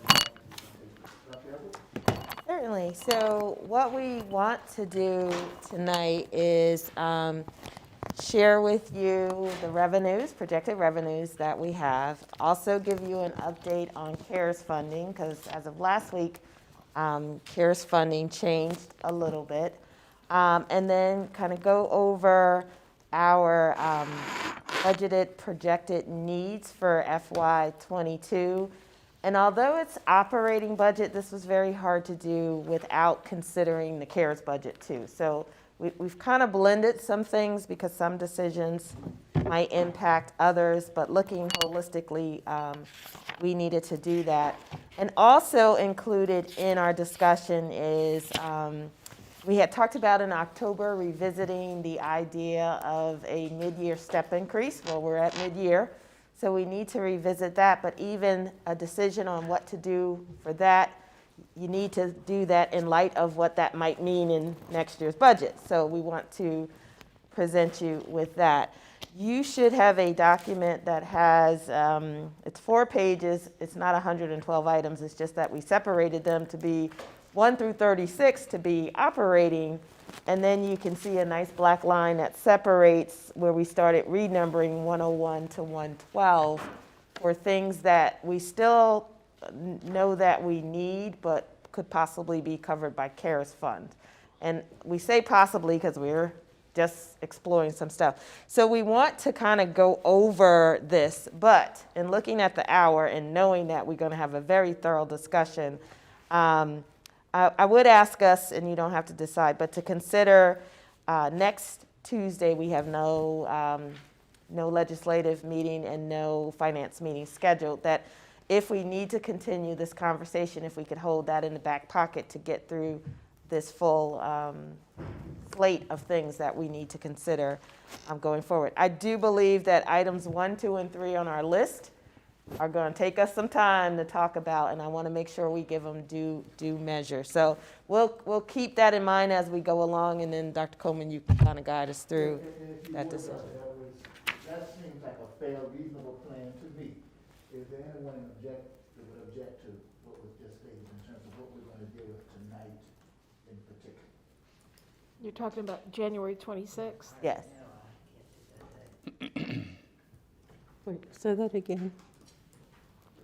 Okay. So normally we have either a finance committee meeting or a legislative committee meeting on the off days that we don't have a board meeting and a work session. All our work is done on Tuesday. I'm anticipating that this discussion on these 36 plus 12 additional items is going to take a lot of time for us to do it properly.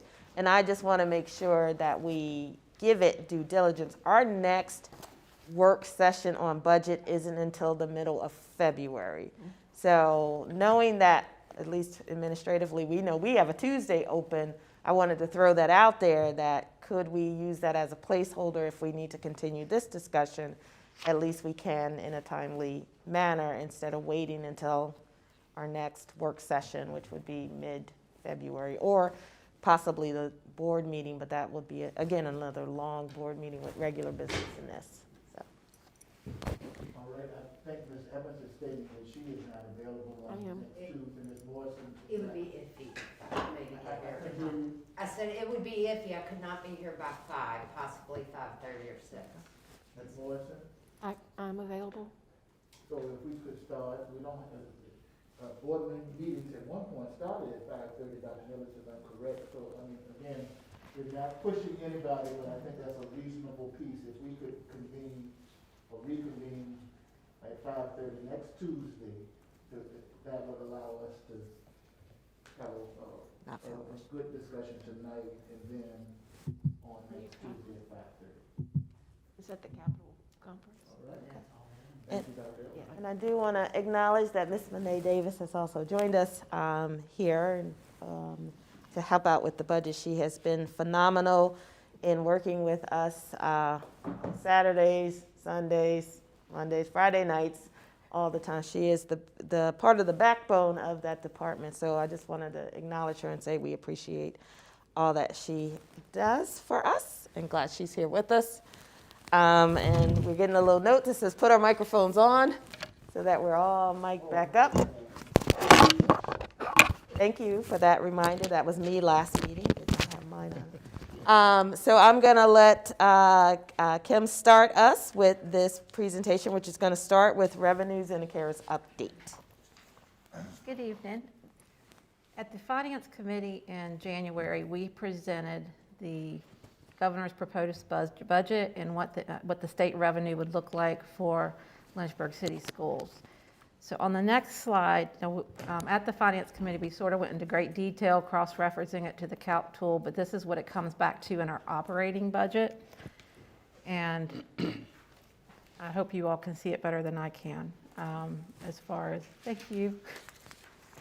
At the end, you will see that the state revenue overall is up $837,796.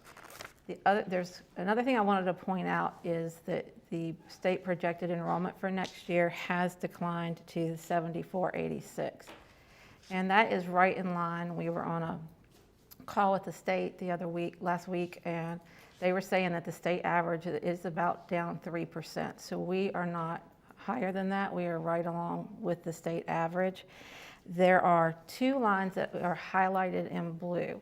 And I wanted to point this out because this is the no loss funding, which gave us sort of a hold harmless for our ADM losses, as well as the bonus payments.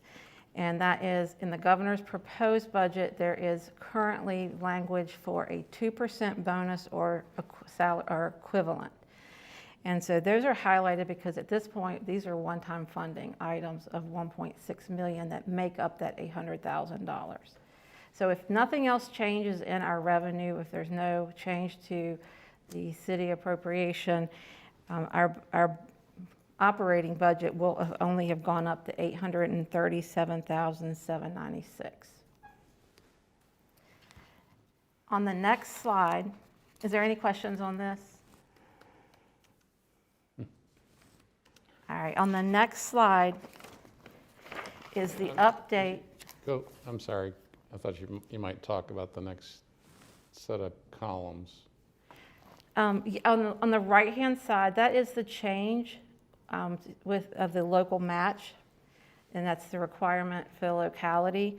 And where our funding went up almost $838,000, the city, the locality has gone up 1.1 million. Now it is, their contribution does exceed what is on there, but it is showing that the locality was expected to spend more. So are you assuming the funding we had last year from the city in these projections for 21-22? This is just the state revenue. So right now the assumption is if nothing else changed, our revenue will only have gone up $837,796. We have to make our requests to the city this week as to what we are requesting for their contribution. And your answers tonight on some of these questions will give us some guidance on that. So your local match of $24,743,000, that's what city will. That's the required local match. School divisions, the localities do support, contribute more than that. So at this point, our point is we're at 39, almost 40,000. 40 million. Thank you. And what was the last year? It was, I'm sorry, 39,828,498. Last year. Correct. And that was a 2.2 million decrease. And that would decrease what they offset when they sort of gave us the $2 million of the CARES money to sort of help backfill that revenue loss. But at this point, we have to go back to the city to say what we would want as a request for our contribution next year.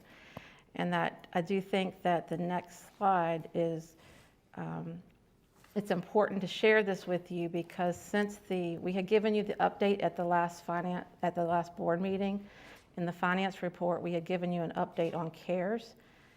And I don't know if they can scroll down to, can you see, number 6? That is actually a new item. And on January 11th, we received a notification that there was an ESSER 2 award. And we have until September 30th of 2023 to spend those funds.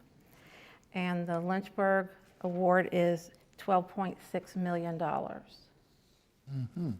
And those funds are to be allocated to assist with learning loss among the students and can be used for facility repairs and improvements to reduce the risk of virus transmission and exposures to environmental health hazards and to support student service health needs. So prior to that birthday gift, you did say January 11th, right? We got that notice. Prior to that, without the 12 million, we had prepared our budget proposal with everything that we had, inclusive of the ESSER funds that we already knew and how we were going to use those to support learning and going forward. And then we received this notification and pretty much had to kind of go back and look at our budget proposal and see if we could shift some things, which may change what we go to the city in terms of their support. But that's when I pulled up my big caution, caution, caution, caution. Because $12 million is a nice, wonderful investment on top of that what we've received. But in 2 years, that money is not going to be there. So what we do, the decisions that we make tonight, which is one of the reasons why I want us to be super thoughtful, if our plan was to go and try to, and we had discussed this at finance, possibly saying, hey, we need to get ourselves back up to 42 million. We're down at 39, we need to get up to 42. But now we have this. It's just prolonging a discussion at some point, if not this year, next year, or 2 years from now, any additions that we add right now. So anything that we do going forward during this budget season becomes part of our base that we own, and in a couple years, when all of the ESSER and CARES funding is gone, we have to make it work with what we have. So that's why we're trying to be very thoughtful about what we do and mindful how we make these decisions. Dr. Gupta? You know, you're referring to Finance Committee multiple times, and I don't see these documents in the Finance Committee on Board Docs. Is there any way to centralize so those people who are not there in the meeting are able to see, because the reference goes back and that paper is missing? You know what I'm saying? Like, you refer a legal document to a case where I have not seen the case at all. So, and I looked at their revenue projections and expenditures were there, but I don't see any of these documents made public. All right, yeah, I know for the CARES, and I'll have to check on the revenue. The CARES was actually presented at the board meeting, so are you seeing that? I don't see it on the, All right. because when it's presented I can read, but at my old age it's very difficult to go through. Point, You know, so point, either point it's well, a printout or some. Dr. Gupta, point well taken. All right, keep going, Kim. All right, so we thought that was very important to see that those funds were available. Most school divisions are looking at splitting that in half, but it's limited. It's sort of, if you use this to balance your budget, there is going to be a day where you're going to, that money is not going to be there. In addition to the uncertainty of that 1.6 that I pointed out in the state revenue. I have a question. Go ahead, Ms. Morrison. That money is also shared with private schools. Is that? This pot of money is not. Is not. They were able to do their own application, so this is entirely LCS's portion, correct? Thank you. Dr. Brennan? Mr. Cummings, is this similar to other CARES funds? It looks like it's fairly restricted as far as COVID related. Can you Correct. use that for staff salaries? you would have to be able to tie it into that description about the learning loss. And that's where we're just cautioning you that we may be able to find positions to do that now, but down the road, that need will still be there and the funding won't be. Dr. Gupta? Increase the font, I have difficulty even reading it from here. I agree, and I'm close up, but we're just going to bear with it the best we can. You want to switch? If you want to switch, I need to get closer to the screen.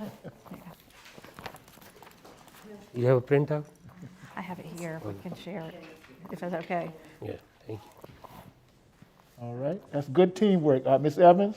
But this type of money to me is earmarked for things like, I mean, if we did summer school for kids who have loss, if we did, so not really so much for salaries, because it won't be there, but it's specific, because we're gonna have kids with lots of loss, and this is what, to me, the intention of this money is, correct?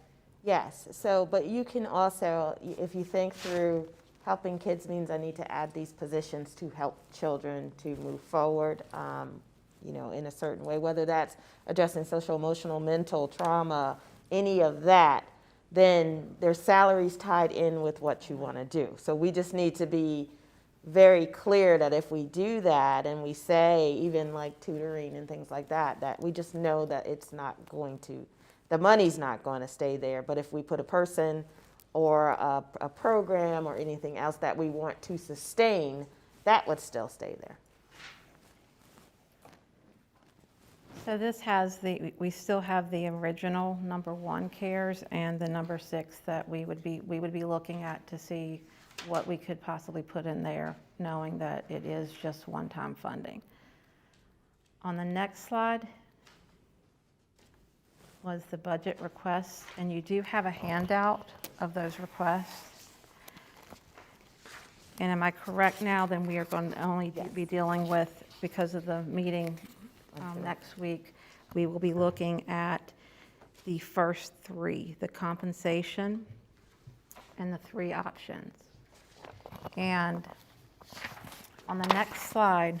So just pause for a second, Kim, Okay. before you get to the breakdown of that. So these 3 are sort of in competition with each other. What we want to do is try to narrow it down to one of the three, which you don't have to make that decision going forward, but you kind of have to make a decision about what you want to do February 2021, next month, which is tied into these 3. So that's why we really wanted to take a pause to go over this.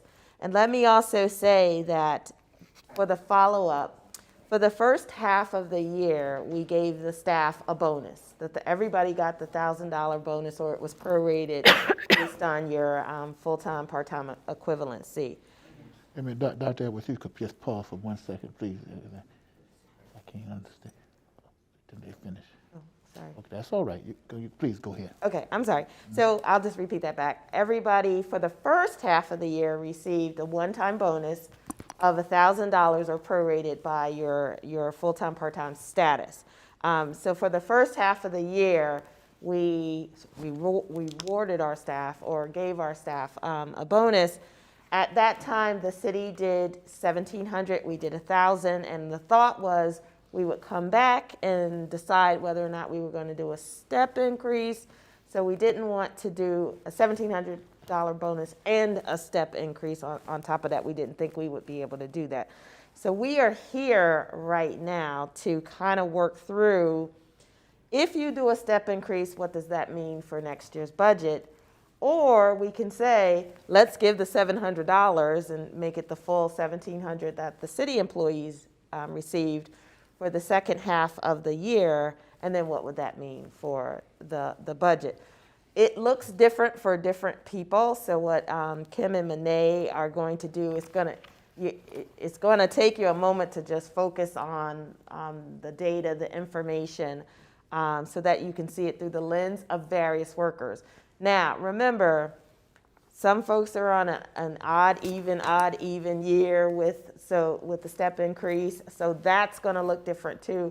So we'll be pointing out all of that. And ask every question you need to ask, because this is a big decision, and our goal is hopefully tonight we can walk away with some motion, and that motion could be do nothing, but some motion that says this is what we're going to do for staff that will be effective in February, in their February paycheck if we decide to do something too, as well as continue the future budget. Hope that made sense. It did. Okay.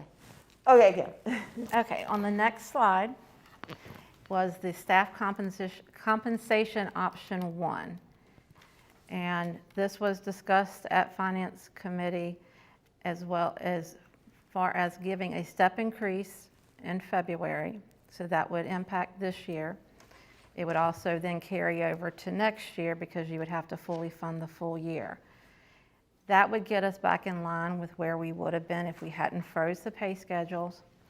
We would then, in July, do another step increase. Now, the step increase in green, so what you see in green is current year, that is majority of our staff.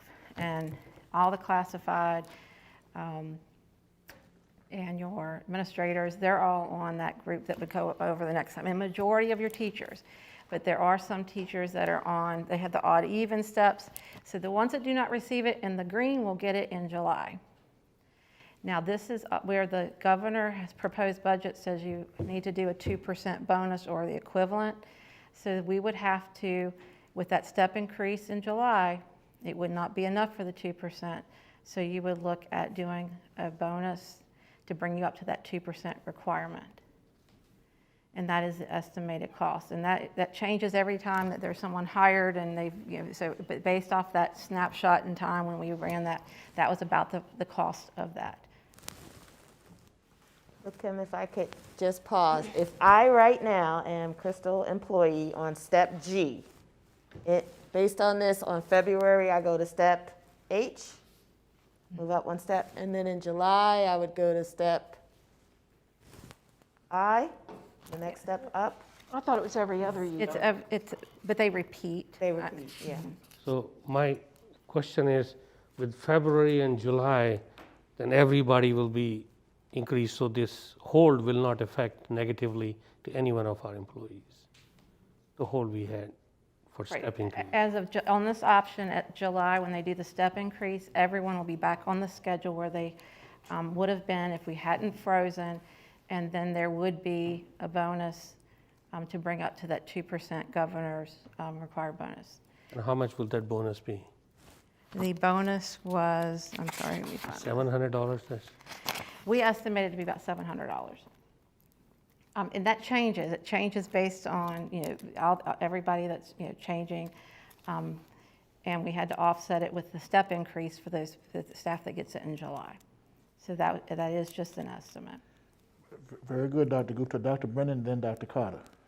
Mr. Koch, can you help me with the bonus piece? So if the state is saying there's a 2% bonus, that's for SOQ employees? Correct. So there's state money for that, but then is this considering the non-SOQ employees? Correct. That's what this is, well, when you look at the revenue, on the revenue sheet that we referenced at the beginning, there was the bonus payment of $553,000. Right. So when we do that step increase and we do the bonus, the state will pay for $553, and then our operating would have to pick up the difference. Right, and that's what this is including in here, that we're picking up that difference of the non-SOQ for the bonus. Mm-hmm. So that was the option 1. That was, yes, ma'am. Dr. Carter? So if I'm a employee that has the odd year, so I'm not part of the green, so what do I receive, just $700? We will get to that later. That shows you some examples. If you're on the year that on the next step that doesn't get an increase, so in February 2021 you would not receive anything other than that increase. You would still get the advancement. There's just no dollars tied to it. And then in July, when you go to the next one, you would get your increase then. And the people that are in the green section that did receive it in February would not get it in July.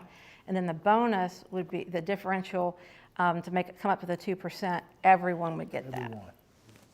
In July. It has to be between July 1st and September 1st. The action has to be taken, so it would be somewhere in that time frame. Wow. Okay, continue. So on the next slide, this was us preparing. We had received, they are anticipating that the language may change and it will not be a 2% bonus, that it will be a 2% pay increase. Now that's not guaranteed, but we wanted to put that scenario out there because it does seem to be a real possibility. And so what that is doing is the same step increase in February 2021, the step increase in July of 2021, and again, it would be, alternating who receives it. The third is an additional step increase because the first orange step increase in July of 2021 will not make the 2%. You cannot use the percentages in February to come up with your 2%. Yeah. So you will still have to meet that 2% requirement. And at the finance meeting, we had discussed an additional step increase. One thing, and I don't like to deviate from what we spoke about, but you also have the option of a cost of living adjustment. So once we calculated what that step increase actually is, you could look at a step increase, but again, because of the alternating years, that would only give the people that were in the green that received the February the increase. The cost of living has some benefits. It shifts the whole pay table. I mean, and it changes the market. It pushes everybody up. And so when we're always trying to stay competitive and look at living wages, as long as our pay table schedules stay the same, you may advance people up, but your beginning and your ending never ends. So I mean, would it be substantial? In some cases, on some pay schedules, it could be, over time it'd be a difference. It makes you more competitive when you have that beginning. I'm looking, while it does the whole pay schedule, when you look at the beginning, that entry level will be shifted up. And it does have a benefit and towards the end, because once our teachers hit step 30, there's no other steps after that. And that would bring them up, and they would get something. So that was just something, it was not discussed at the finance committee. It was something we thought about later.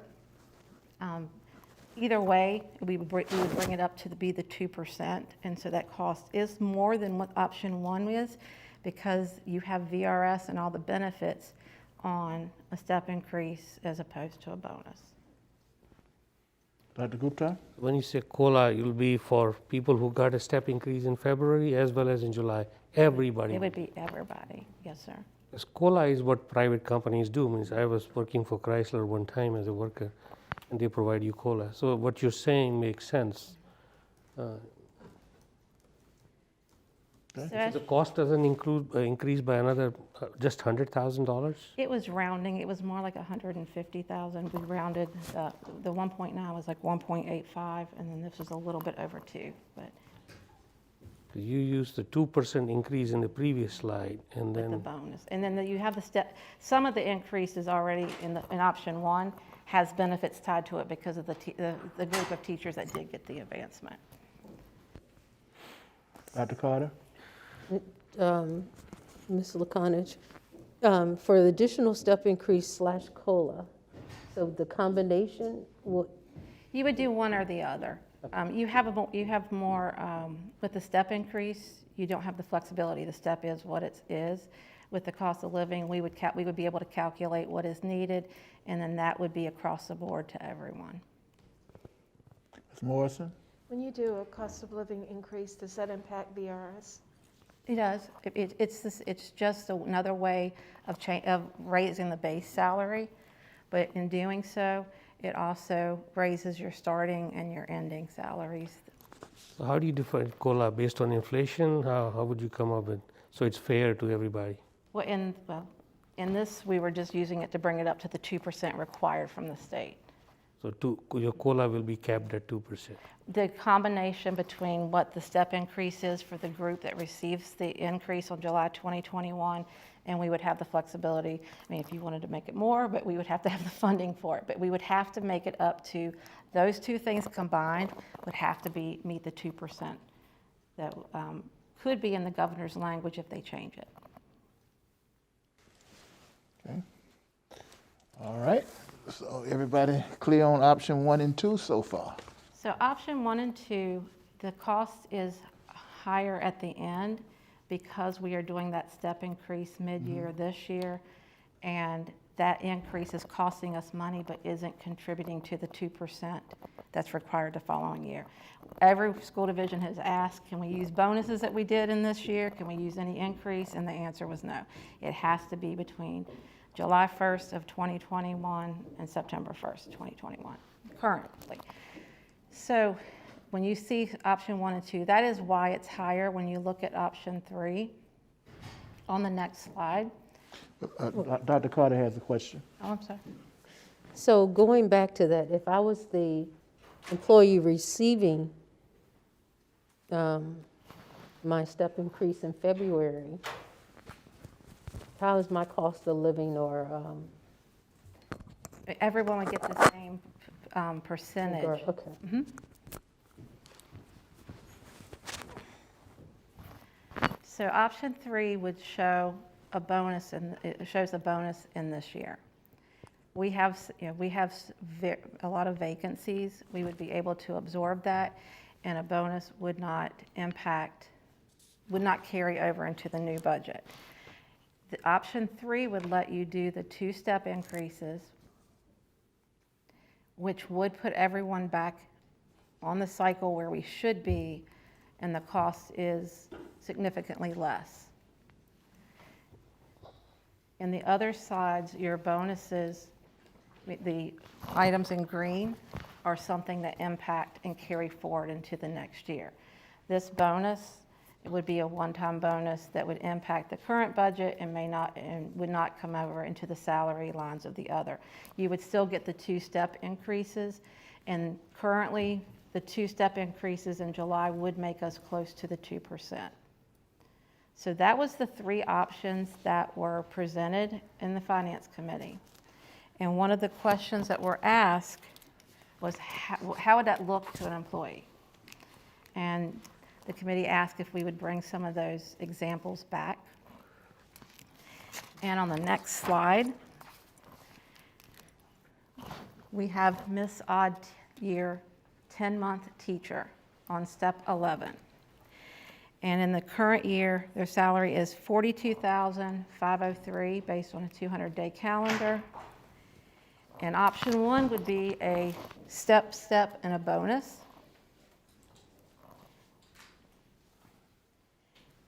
And as you can see, and she's passing out, because the stuff on the left is hard to see, she's passing out hard copies of those. Thank you so much, Dr. Edwards. I think we ran out of paper though, because it was like, this doesn't feel enough, so I'm gonna get that. Mr. Koch, can I ask before, can you go back to this slide just for a minute as people are in that handout?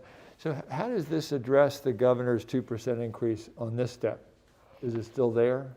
Correct. The 2-step increases, we would do the one that we was behind on and the one that was regularly scheduled. And between the two, they should be close to the 2%. Again, we'd have to run it based off of actuals because staffing is constantly changing, but it's been close to the 2 steps being 2%. Mr. Harvey? If I could, one of the reasons why that's changing is because that's happening mid-year. So the other options are happening in February.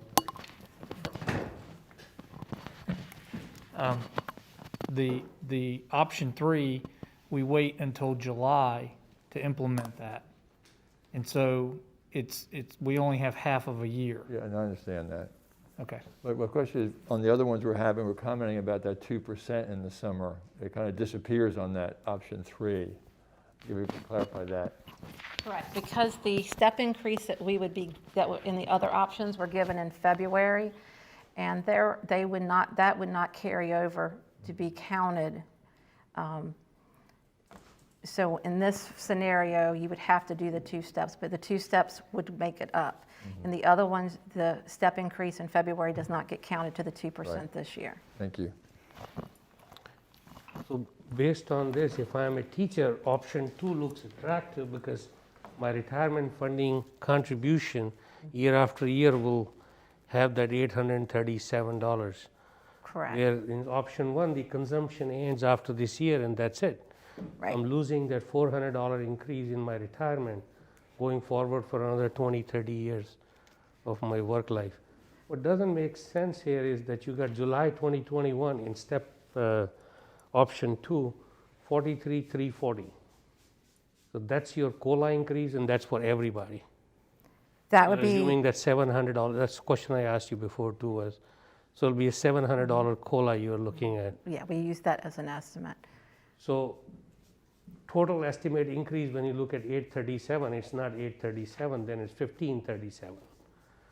Because the COLA is not added into that 837. No, the cost of living and the step increase will bring them up to 43,340 So 43,340, minus the 42,503. because on option 1 you got an increase of 1132. That is an increase that includes the bonus. So option 1 and option 2 basically just offset each other. It's the timing of when they get the bonus. So option 1 is a step, and then a bonus. A step in the current year, and then a step and a bonus in the second year. Option 3 is a reverse. It's a bonus, and then a step and a step. And we brought that option just because of the fact that having the 2 steps in the second year, it would make us meet the 2% requirement. And then the option 2 is, honestly, it's you bring them up to where they were, but then because you're not meeting the 2%, you would do another one. So you're almost either advancing them ahead of where we would be on the pay schedule, or doing the cost of living, which would be an option you would have. But in option 2, you were correct that their VRS has gone up, but not necessarily their overall compensation, just because of the bonus payment. How come when you're doing a July 2021 step increase in option 2 is not counting towards the total estimate increase if it's not COLA, if it's not a bonus? So the 42, let me pull this. So 42,935, then you give additional step increase. So they would go up to 42,935. The step increase in July of 2021. Yeah, let's forget the COLA. Will still it be 43,340? If the wording is just July 2021 step increase. Yes, it would be, that's their total. So then will that count towards your total tabulated total of total estimated increase? Yes, it's included in there. It's included in there. Correct. And all of that in option 2, because there's no bonus tied to it, is 100% VRS reportable, any increase that they have. What's the average return on VRS? 3%, 4%, 5%? Sure, right now. So 3%. Dr. Gupta, that was an excellent battery of questions. That's very informative. Thank you. Very good. Because I'm looking at long-term benefit for our young teachers is $400 a month, $400 a year. So in 10 years, that'll be like $4,000, plus interest rate on top of that. And the one thing you need that I do want to point out, that in our current pay schedule, when you look at this increase is $400 for one step increase, our schedules aren't built with the same percentages in between each advancement. So this 432 applies to step 11. And so if I was on step 11 and I'm going up one, it's the reportable is $432. So they use compound interest for VRS or simple interest? I'm not sure. So if you go to if you go to the next slide, this is where you're going to see a Mr. Even year. Thank you. So this is someone that is on step 28 in a 2021 salary of $56,840. Thank you, sir. Thank you. And because they're on the even year, if we did the step increase in February, they would not receive an increase. When you did it in option 1 on July 2021, they would receive an increase. And then we put in a bonus to bring us up. And so overall, they would see a $3,238 increase. Of that, the VRS reportable, it would be $2,538. So I just wanted to point that out because when we looked back at Ms. Oddyear, who was on step 10, a step increase, step 11, that step increase was only $432. At step 28, that increase is $2,538. So it is different because there's no consistency. Option 2 would just be those increases and without the bonus, so their increase would be $25.38 and all of it would be VRS reportable. And again, option 3 is just the timing of the bonuses and the steps, so those are the same. They would have an overall compensation increase with the bonus and a salary adjustment of $3,238. The VRS reportable will be $25.38. We also, on the next slide, wanted to look at how this would affect the bus drivers. So we have Mr. Wheels here, who is an 8-hour bus driver on step K, and that's on the classified, so they will get an increase when we go up the next year, the next step. So for step K, they're currently at $23,933, which equates to $16.17 per hour. If we do a step increase in February, they will go up to $24,656. And then they would stay when they did one in 2021, in July of 2021.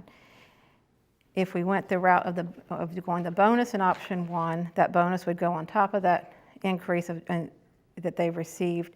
And overall, it would be an increase of $1,423 with the VRS reportable increase being $723. If you look at option 2, that's the step to get us back to where we should be in February, the step of where we would be for next year, and then if you all want to do another step, which would put us ahead of it, or of a cost of living. And when you do that, they would receive $1,468, and $1,468 would be VRS reportable. I'm slightly confused. If you're slightly confused, I'm Would I go back That's to the why I said audio? it's going to take us some time to really If dive. I look at the comparisons here, in the Miss Odd year, the step increase is not causing any increase in their salary, where Mr. Even year, there is an increase. So is that a typo or is just? They get raises on different years. No, but one should get either in February or July, they should increase their salary. So this Ms. Oddyear was at 42. Also, that's where the $400. So they'll go up here, they'll go up $400, and then they'll stay, and then they would get the bonus. So the increase is already baked into this number. Correct. Yes. Okay, because when I see the raw number, there's. But this is their start. They're on the right-hand side. That's their starting. That's where they sit right now. Did everyone else capture? Here what- the increase is not Okay. baked into, well, this is an even year, so that's why it's. Correct. So we wanted to show the effect of a teacher that does get the increase versus a teacher that does not get an increase. They will get it. It's just the timing of when they get it. Oops. So on Mr. Wheels, our bus driver, option 3 is the bonus step. Overall, they would get the same dollar amount as option 1, and the VRS reportable increase would be the same as well. So again, option 1 and option 3 is just the timing of when if the bonus is at the front end or the bonus is at the back end. Dr. Carter? Are we looking to be consistent and doing one option for everyone? Yes. Or are we open Yes. to? That was my question. Could you do mix and match? Because option 1 is good for Miss Odd, And option 2 may be good for Mr. Even, and you know what I'm saying? No. So the next, It's not drop-down menu. so the next employee on the slide is one of our teacher aides, instructional assistants. They're 7-hour. This one is on step F, and her current salary is $15,447, which equates to $11.61 an hour. And we'll go over the option 1, step bonus. They would receive a total increase, and that's going to be the bonus, and the one step is $1,244. Their VRS reportable goes up $544. Again, the same with option 3, it's just swept as far as the timing of when they would receive it.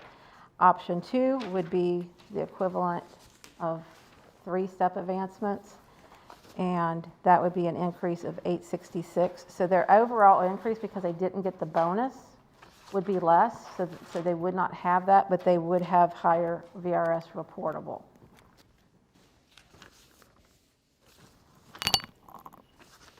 Is there any questions on that? So the next slide is just a summary Very good. of what we have seen. And the first, the blue column is option 1. The first column is just the overall additional compensation they would receive. And then the second column is, of that, how much is VRS reportable? And option 2 is the middle section, and then option 3 is on the right. And as you can see, most of our employees will benefit from option 2. As it provides the highest increase for the VRS compensation. It may not be necessarily like when you look at the bus aides, the teachers' aides, they would actually get more compensation in option 1 or 3, but it would not be VRS reportable because that compensation is coming in the form of a bonus. Dr. Brennan? So I think Ms. Lukamis, you may have just answered my question, but Dr. Gupta or Ms. Lukamis can help with this. It was the difference, the fact that if it's coming to them as a bonus, if it comes to them as salary, then they can have their VRS contribution. If Correct. it's coming as a bonus, then it doesn't contribute Correct. to the VRS. So that's the difference in those different areas. Thank you very much. Now, I've been sitting at this table a few years. This is the most in-depth, thorough that I have seen to help at least this one board member to understand what we're dealing with here. So thank you all. Thank you for this. Thank you for the Finance Committee, and thank you all for doing this. Mr. Harvey. My comment was going to be, keep in mind too, and maybe this is a clarification, bonuses typically are a one-time piece. Right. The step increases and the salary increases, so some of this, is reporting for this year, but we also need to be thinking about what happens next year and the year after that and so forth. So that's why I will be supporting option 2. Thank you, Mr. Harvey. I would like, while we're having this discussion, if not now, at a later point in tonight's discussion, I do want to make sure that our public is clear on the superintendent's contract, and that contract, which the board approved in our last meeting, is frozen as all of our employees. And I don't know if Dr. Edwards wanted to speak to that or not. Yeah, there was some reporting that I got. There's a proposed $10,000 raise for me for next school year, and I think what the misunderstanding might be, someone pulled my contract from when I started, April 2018, and then compared it to what would be July 2021, and assumed that change in my contract, which is actually over the 3 years that I've been here, is from last year to this year. So that's not true.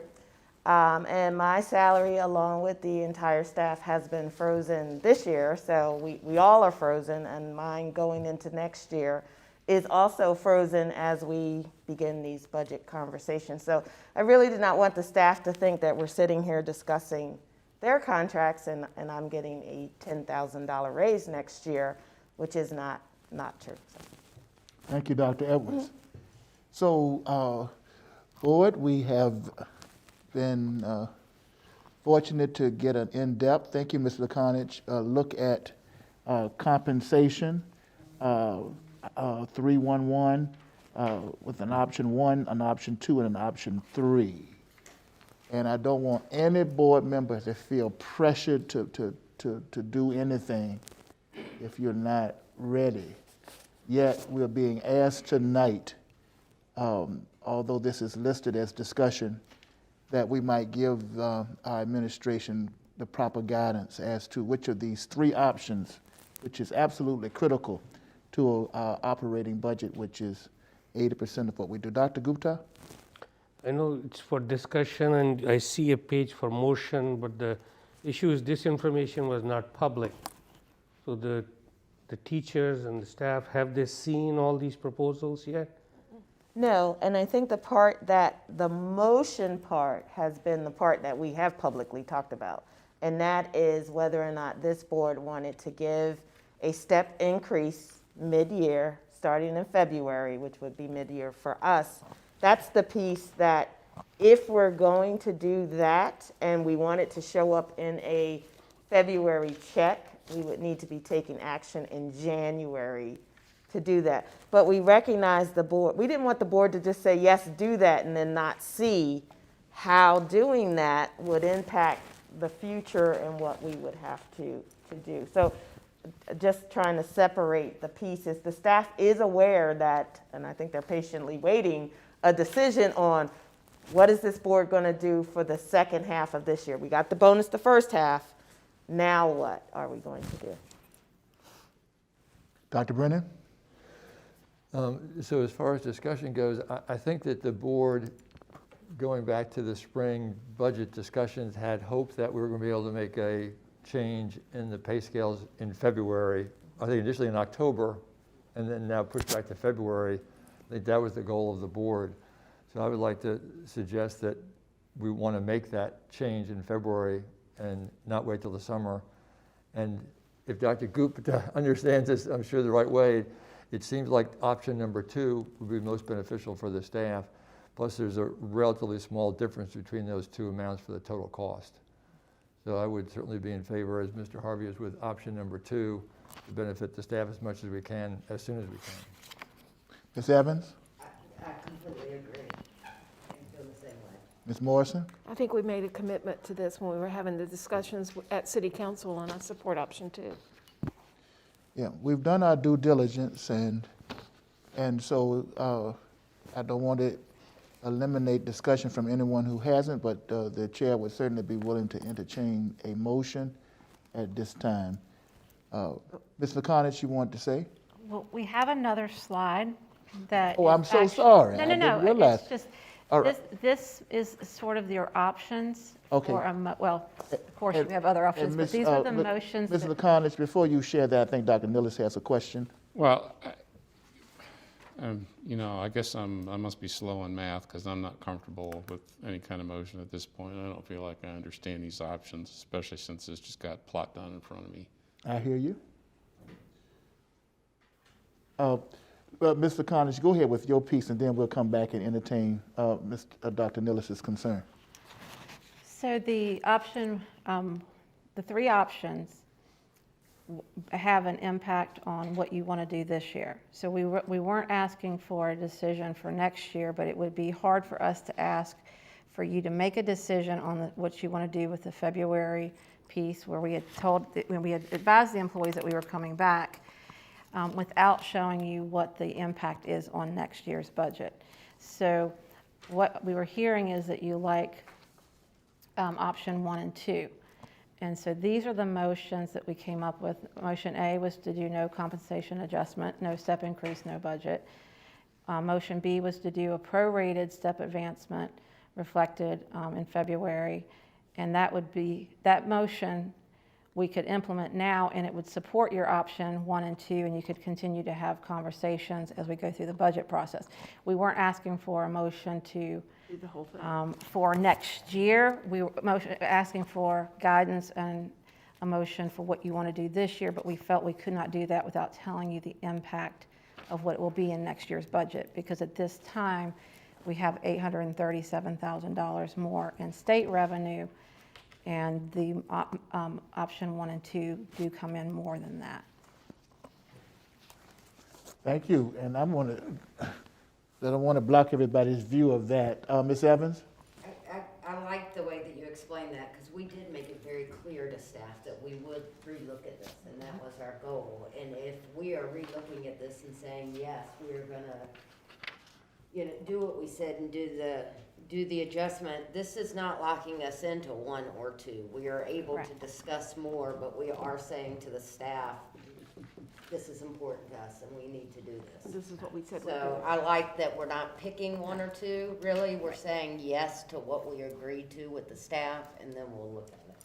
Thank you, Mr. Connish, for sharing that. I do want to go back to Dr. Nillis's point and give him an opportunity to further express himself, and then Mr. Harvey.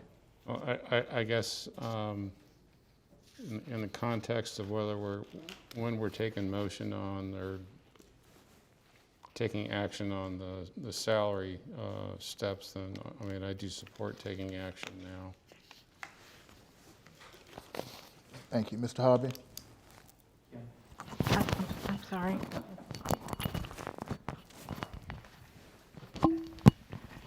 I just wanted to point out that these figures are what were presented to the Finance Committee.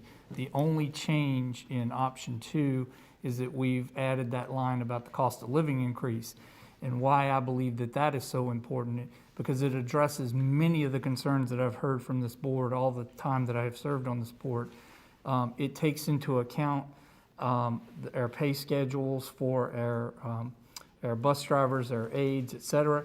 It also addresses those that are our 30-year plus folks, and that goes back to what we've been talking about retaining folks. So if we've had someone here, that's 30 years, they kind of hit a roadblock. So this kind of helps to address that.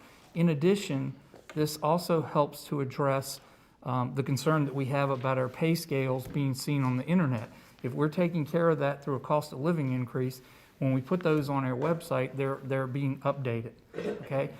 I think that we do need to be thinking about this, not only, what we vote on now. The one point that I really want to caution us when we're saying we can delay voting on whether we go option 1 or option 2 at a later date, we need to be thinking about the fact that what we would vote on option 1 or option 2 will affect our budgets coming forth. And the one stipulation that I was very adamant about when I came on this board was we've talked about these step increases. We're finally now, I feel like, in a position to actually do that, but we also need to make the commitment that we can maintain that. I don't want to just do a step increase for this year and then we can't do it for next year. So we need to understand the implications of what that means. So what that basically means is, Ms. Lakonich has said, we have about $800,000 in hand. And we're talking with option 2 about it being about $2 million plus some change. So the difference in that is what we're talking about needing to ask for from council. So we as a board need to understand that and be committed that we would support that for our continuing budgets. So although we can wait on voting option 1 and option 2, we need to keep that in mind when we're making this motion now about implementing the step increase in February, because I want to make sure that we sustain this. So we have to be in support of either hopefully option 2, but we have to be prepared to be in support of that and go into council. Thank you, Mr. Harvey. I recognize Mr. Wilson and then Dr. Gupta. Oh, you don't, Dr. Gupta? My issue with motion B is that it's just like opening the school, option 1 or option 2, and option 2. So have it break it up in motion A, motion B, motion C, and motion D. So one will support option 1, the other one will support option 2. So it's very clear to the superintendent, the board supports either option 1 or option 2. It looks like here, it's a blanket permission to use whichever option they prefer. All right. All right, thank you. I hear your point, Dr. Gupta. I'm going to ask Dr. Edwards to explain why it was presented to us in the same manner. And then if you could also speak to the time sensitivity to this. Mr. Harvey, we hear you. So all I'm saying is, Chair, I hear at least one board member acknowledging that they would like to have an opportunity for a deeper digestion of all of this, which is a legitimate concern. I would like to know the time sensitivity of the matter, and then if you could also speak to the reason why you presented it in this way. Certainly. So I am not looking for the board tonight to decide between option 1 or option 2. I think that that's going to take a little bit more time. The timeliness, time sensitivity is on, and it really was a question that I asked, are we giving the step increase or not, right? We said we were going to discuss it. We said we would bring it back. Here we are.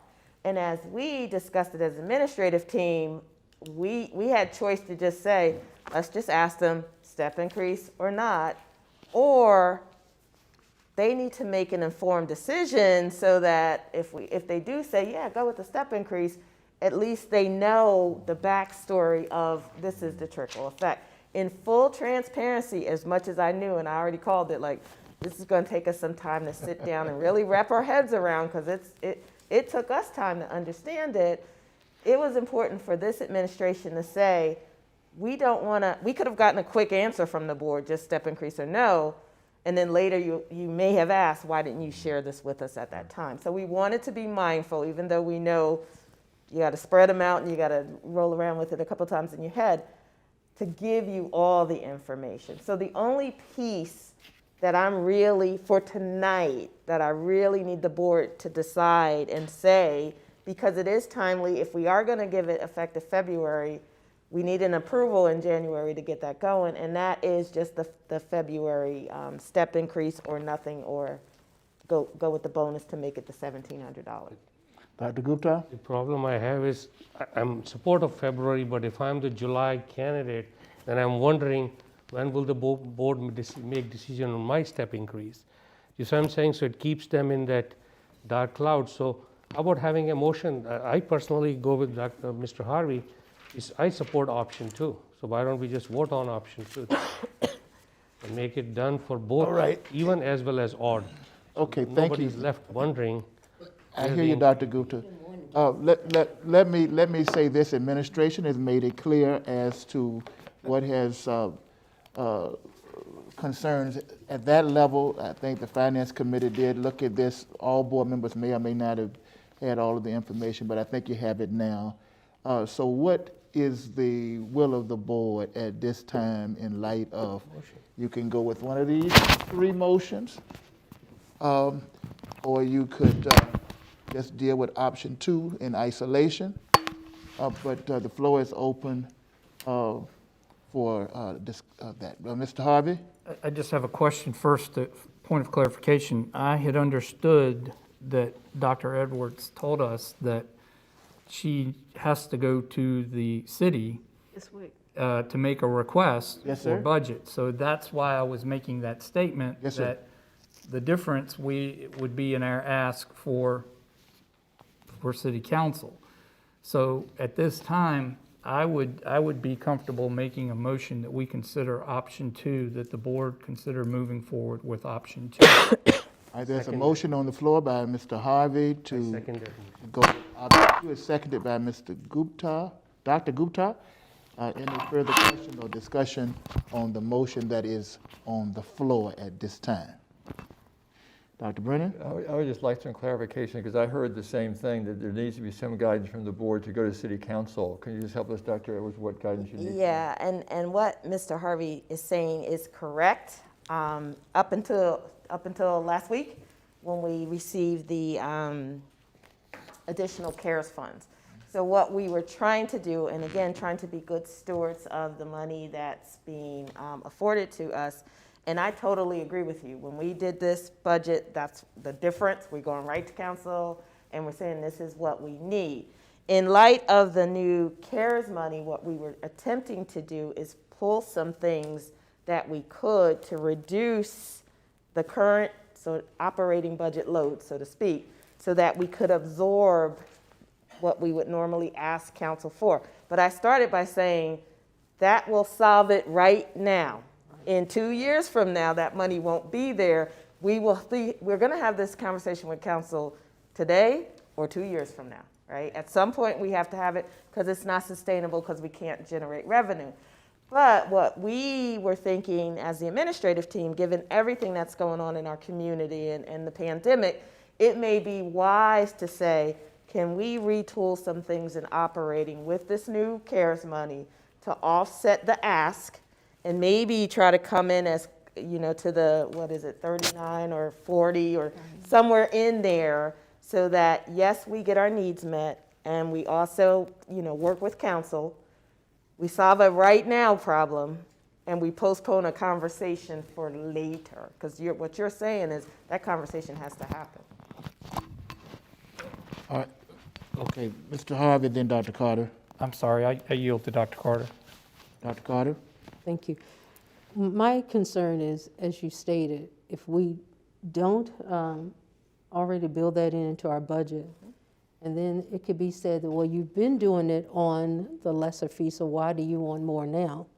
And we've been good stewards of our funds, and then to have it said, well, you have this surplus, so now we'll take it. So that's my concern. The other thing is, so I'm with Mr. Harvey with the motioning for the option 2 and going ahead and put that as a request from City Council. But I want clarification, to refigure the pay scales for 31, 32, 33, that's not part of this, is it? No, that's something separate. So, Go ahead, Dr. Carter. that's it. Mr. Harvey? And so I wanted to go back to focus us on what that additional 12 million is for. The purpose of that money is earmarked for us to help with the learning loss. And so I think for us as a board, we need to make that a priority because that is going to be something we need to address. So I hear what Dr. Edwards is saying about it makes it easier on us this year and next year, and then we have to go to council and make the hard ask, in year 3. But it also takes away from the funding that we would have to help with our learning loss in years 1 and 2. And that's what that money was earmarked for. And I think we have an obligation as a board to maintain that money for that purpose. So that's why I'm supporting the option 2 and not, I don't want to use the term kicking the can down the road, but tackling this now. Thank you, Mr. Harvey. The chair recognizes Ms. Evans first, then Dr. Gupta. And I agree with you what that money is for, but I also very much agree to the idea of where we are right now as a community. And I feel like we spend every week lately asking the community to work with us. We're trying so hard to keep our schools open and do this. And I think right now we also need to be willing to work with City Hall right now. And it is hard for everybody right now. I think if there's any way to go in and try to work together with the budget, this is the year to do it. I just think we need to be mindful of that and try our best to be reasonable because everybody, the whole city is suffering. It's not just us. We're all in it together, and I think that's what we've kind of been trying very hard to preach to the community, that we have to work together here. And I don't mean us not getting what we need for the students, and I don't want it to come across as I'm saying, oh, we don't need it, because we do, but the entire community has been affected by COVID, and I think we just all need to keep that in mind on what we're asking and what we're doing. Dr. Gupta? The motion on the table is not about community to give up. It's just about the bottom line is our teachers, whether they are even year or odd year, need a step increase, and this board supports it. That's what the motion to. Right, but they're talking about the That's for the superintendent to align her budgets later on in terms of where to reallocate monies to fund what the board is saying. The board is saying, in my opinion, in option 2 is whether you are Miss Even Year, as she stated, or Mr. Odd Year, she stated, or you're Mr. Wheels, you'll all get a step increase this year. Plus, you'll get some cost of living adjustment this year.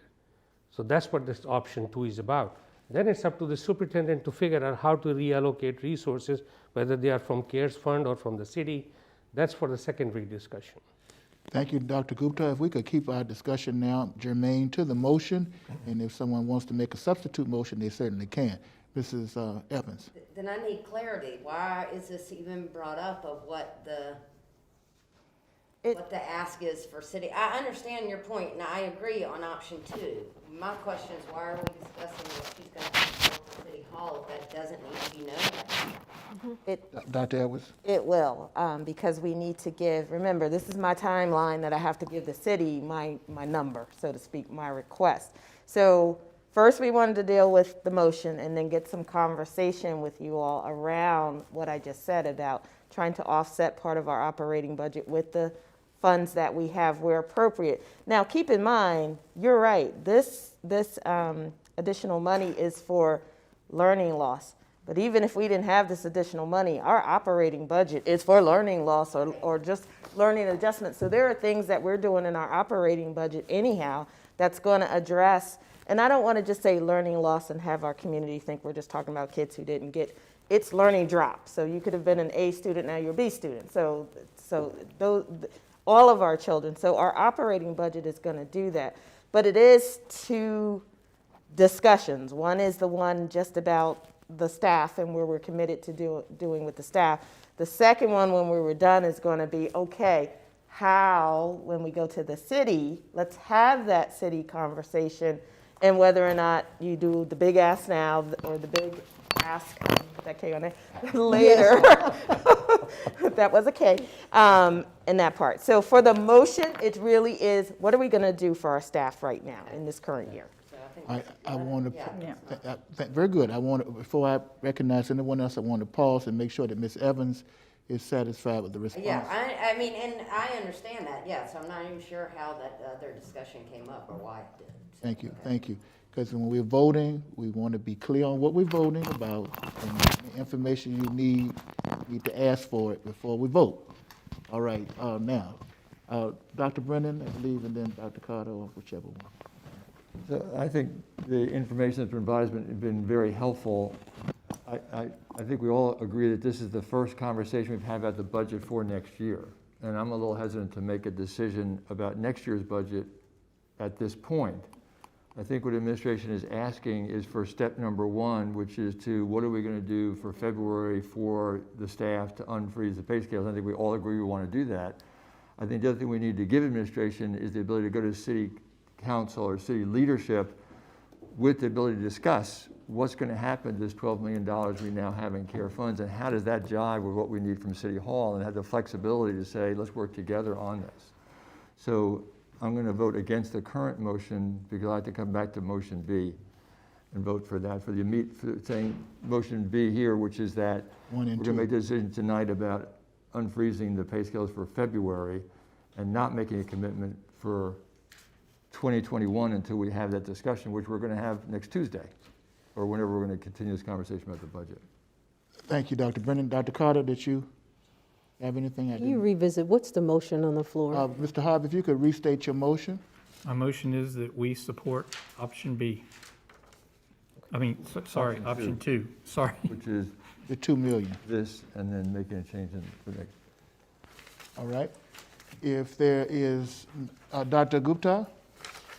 Personally, to me, I correlate option 2 as a small thank you to our teachers and our staff who have been working very hard for the last 1 year, saying this board supports you.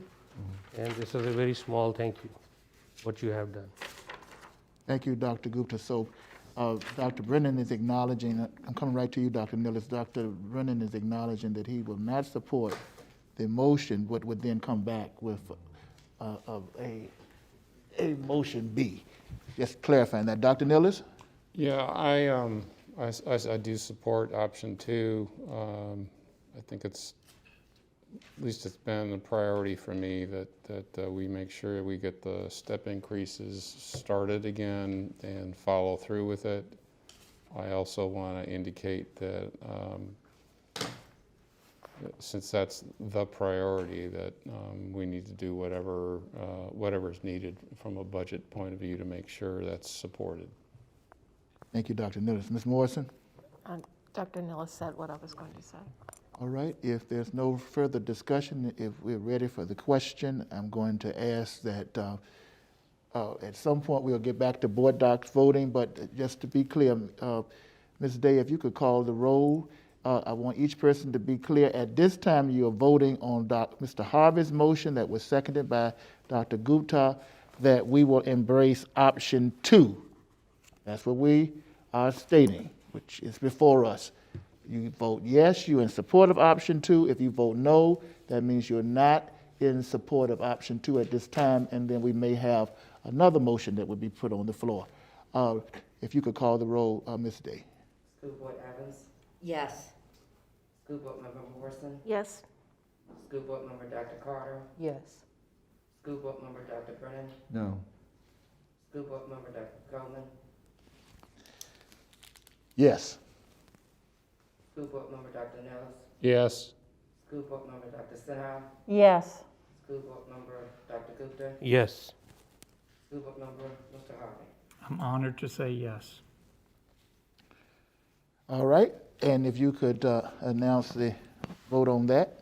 It is 8 yeses to 1 no for option 2.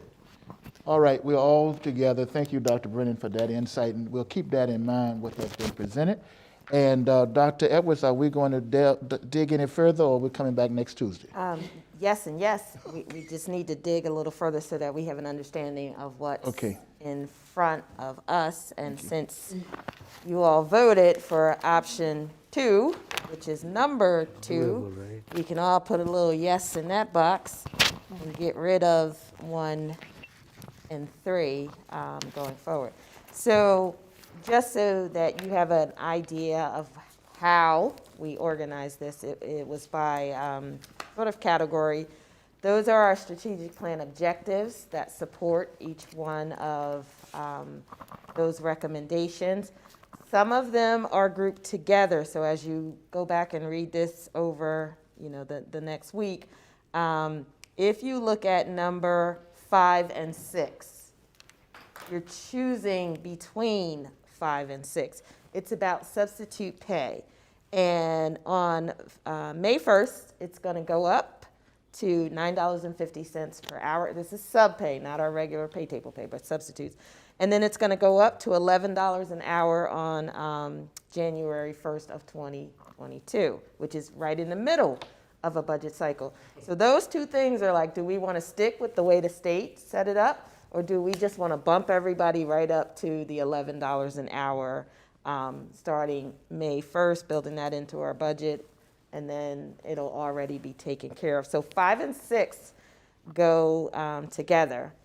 And then you'll see there's the school board stipends, compensation, which also includes the additional piece for the chair for consideration. 8, 9, and 10 are kind of wild cards. We're budgeting for what might be the employer's increase, whether or not that's 5%, 7%, 10%, and you can see the values there. And there are strategies the board could use to offset that too, to lower it. But I just wanted you to see how that was grouped. 11 and 12 also go together, and that's about health insurance for board members, and it would be the cost for just the plan, not the claims, if that was a single plan or a family plan. So you can see that. 13, 14, 15, and 16 are grouped together, and it's about gov school seats. And originally last year, I think we had put a proposal in to acquire 2 additional gov school seats. We have since been in conversation with gov school about equity, issues that they're trying to address on their end. They've been working with us.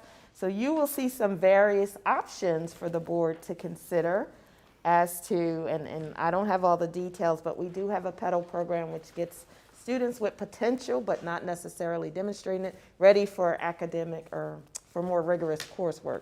So that would be combined in whether or not you just get 2 seats for the pedal-like kids, 4 seats, 2 and 2, and some options there. So as you look at that, I just want you to understand how that's put together.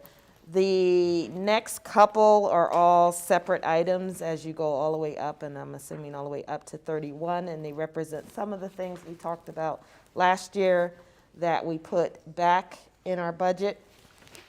32 and 33 focus on pilot program for 3-year-olds, mixing 3-year-old typical peers for pre-K, and that's just for one pilot class. For that, we had a conversation, we've had conversations about that on 32 and 33 of that. There will be some additional costs coming down our way from the JLARC study on special education. So we just put a guesstimate in there. And then you'll see, as Flora talked about when we talked about those 11 systems, there's a big old TBD right there on the human resource system as to what we wanted to do. And then what we tried to do was say, here are some things that we knew we were going to try to do anyhow with our operating budget, if we could. And that was to meet the needs of kids who, between learning loss and COVID and catch up and just getting kids back on track and ready for graduation, and the additional load from adding all the devices that we gave to the young kids and the support and trying to train the community as well. You'll see all this possible CARES fund stuff. So we listed a lot of things, including in what we had originally said to the city was that we know for some kids this remote learning, they're thriving, and they don't want to see it go away if the pandemic goes away. And it does give us a possible insight to connecting with some of our homeschool kids. So you'll see some figures in there for a remote academy as well. That probably won't be the name, but for lack of better name, we just put a description along with. We don't have the objective. We need to update our strategic plan to focus on those things. So there's meat in this, which is why I said we need to get back to next week. We will reach out. We have a conversation with the city, and this is that second piece that Mr. Harvey alluded to in terms of our ask and how we're going to work with the city and if we can meet our needs within the confines of what they gave us last year or maybe what they gave us 2 years ago where that falls out. And you all know that that conversation takes on a life of its own for April and May. So we have work to do. We have work to do with them. We do need to give city manager something in writing that says this is our ask. And I know he's meeting with his team and asked us to do that for him on the 21st. So that's where the other piece comes in, Ms. Evans, why the push for it. We can certainly reach out to him, have a conversation about, the board is meeting next week, and just try to see where we're working. But I did want to mention that that was the request that we get it back. They're going into their budget work sessions. I think they start next week too. And we're a part of their budget work session, which is why they need our number, not necessarily all of our details. Ms. Morrison. Dr. Coleman? Yes, Ms. Morrison? As we always need to purchase new buses, and the last group that we looked at, we included internet or capability. Could CARES money be used to do some of that? I don't know if this new round, we know HVAC and things like that. We didn't see anything for buses, and we haven't had a detailed webinar. It was just a thought that if it offloads. We do think part of this money will be used to offload capital improvement, especially where it comes to HVAC, air circulation, and things like that. We do know that we'll probably end up doing some of that too, which is not in here. We don't have any CIP things.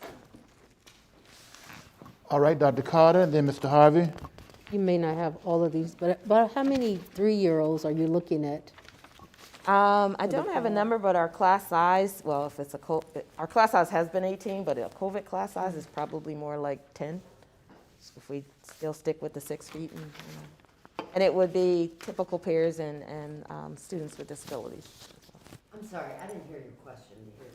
How many 3-year-olds to start The number. program? All right, Mr. Harvey? I just had a question, Dr. Edwards, if you could clarify the description for number 35, communications. It looks like both the top and the bottom might have got cut off from that description. Oh, it did, okay. I'm just Yeah. trying to figure out what that is. It's a mystery. It's miscommunicated. That's what it is. Communications miscommunicated. That is it's a hybrid of TV, media, and public engagement. And I don't know what a manager on that. And I'll make sure you get a reprinted copy of it. And basically, what we're looking at is in that communications department, we have the coordinator of communications, we have the TV media specialist, Austin, who does all of this as well as run the board meeting. And you have Scott, who is our webmaster, and then you have Ethel, who is the director, and Zebia, who's on family and community engagement. What we're finding is that the more we communicate and the more that we try to be proactive, and the one thing that we don't have is we really don't have proactive social media, and I don't even know what that is because I'm a baby boomer, so I'd have to kind of figure out how folks address that, but in the public engagement realm, and whether or not we needed some assistance there. Also, and you guys have seen a lot of the work that Austin has done, and he's doing more and more, and it's still just him. So whether or not we have a swing person who does a little bit, offsets a little bit of that, and particularly as we look to start streaming sports, that falls in his realm. We're going to get some help there, but we're just concerned about that, and we recognize, you know, we started this talking about our presence out there, so communication is going to be important. But I will expand that and make sure you get the whole Thank you. thing on that. All right, thank you so much, Mr. Harvey. Having heard robust discussion, I guess, on item 6, we will now close the discussion on that for tonight and move to item F, which is our informational items. And we are now including that there would be a special meeting of the board this coming Tuesday, January the 26th at 5:30 p.m., unless there's someone who would like the time to be later than 5:30, for the purpose of continuing our discussion on our operating budget. The next school board meeting, regular meeting, will be on Tuesday, February the 2nd, 2021 at 5 here in our school administration building, and the February work session will be on the 16th at 5 o'clock. The next Finance Committee meeting will be on Tuesday, February the 23rd, 2021 at 3:30 p.m. And at this time, that will be in the boardroom unless otherwise determined. The Legislative Advocacy and Community Relations Committee will meet on February the 9th, and that will be at 3:45 p.m. And the Law Committee meeting will be Wednesday, February the 3rd at 10 a.m. That will be a Zoom meeting, it appears. And the Central Virginia Governor's School meeting will be at 1 p.m. on February the 3rd, and that will be via Zoom. And of course, there'll be some communications relative to people with that. And the Governor's Regional STEM Academy, am I looking at this right? Yeah, that may change. I know It's the changing director. right now. Yeah. Yeah, so we will await further. Hopefully next week. Thank you, Dr. Nilles. And that will be by Zoom also. And that will be by Zoom. Thank you so much, and thank you for your service in that regard. All right, so the informational items, I hope we're all clear, and we recognize that we're adding our meeting Tuesday, January the 26th at 5:30 p.m. here in the board room. Item G, any additional items or comments? Mr. Harvey? I just have a question, going back to our worksheet. Can we just confirm that we would be eligible for all 6 slots at the Gov School? You did? Okay, all right. I just want to make sure of that. Thank you, Mr. Harvey. All right. I would like to thank the board tonight. I believe we made some tough decisions during this meeting, either through a vote or a consensus to default or not to move. And we did it with respect and with a level of understanding and the patience to make sure that each board member would understand what was before us. And we are a team, and I'm very proud of how we are operating. Thank you, Ms. Caldwell, for your contributions to the meeting tonight, and Ms. Lakonich, Dr. Edwards. I do want to remind the board, if you have questions for meetings, please send those to Dr. Edwards when related to staff, or me, or Vice Chair Brennan relating to the board before the scheduled meeting, to the degree you can. This will help us facilitate meeting efficiency and effectiveness. Thank you for your cooperation. Is there a motion to adjourn? I move that we adjourn. Been moved by Dr. Carter, seconded by Ms. Morrison, that we adjourn. Any further questions or discussion? Hearing none, all those in favor indicate by saying aye. Aye. Those opposed, the motion carries. We adjourn. See you next Tuesday.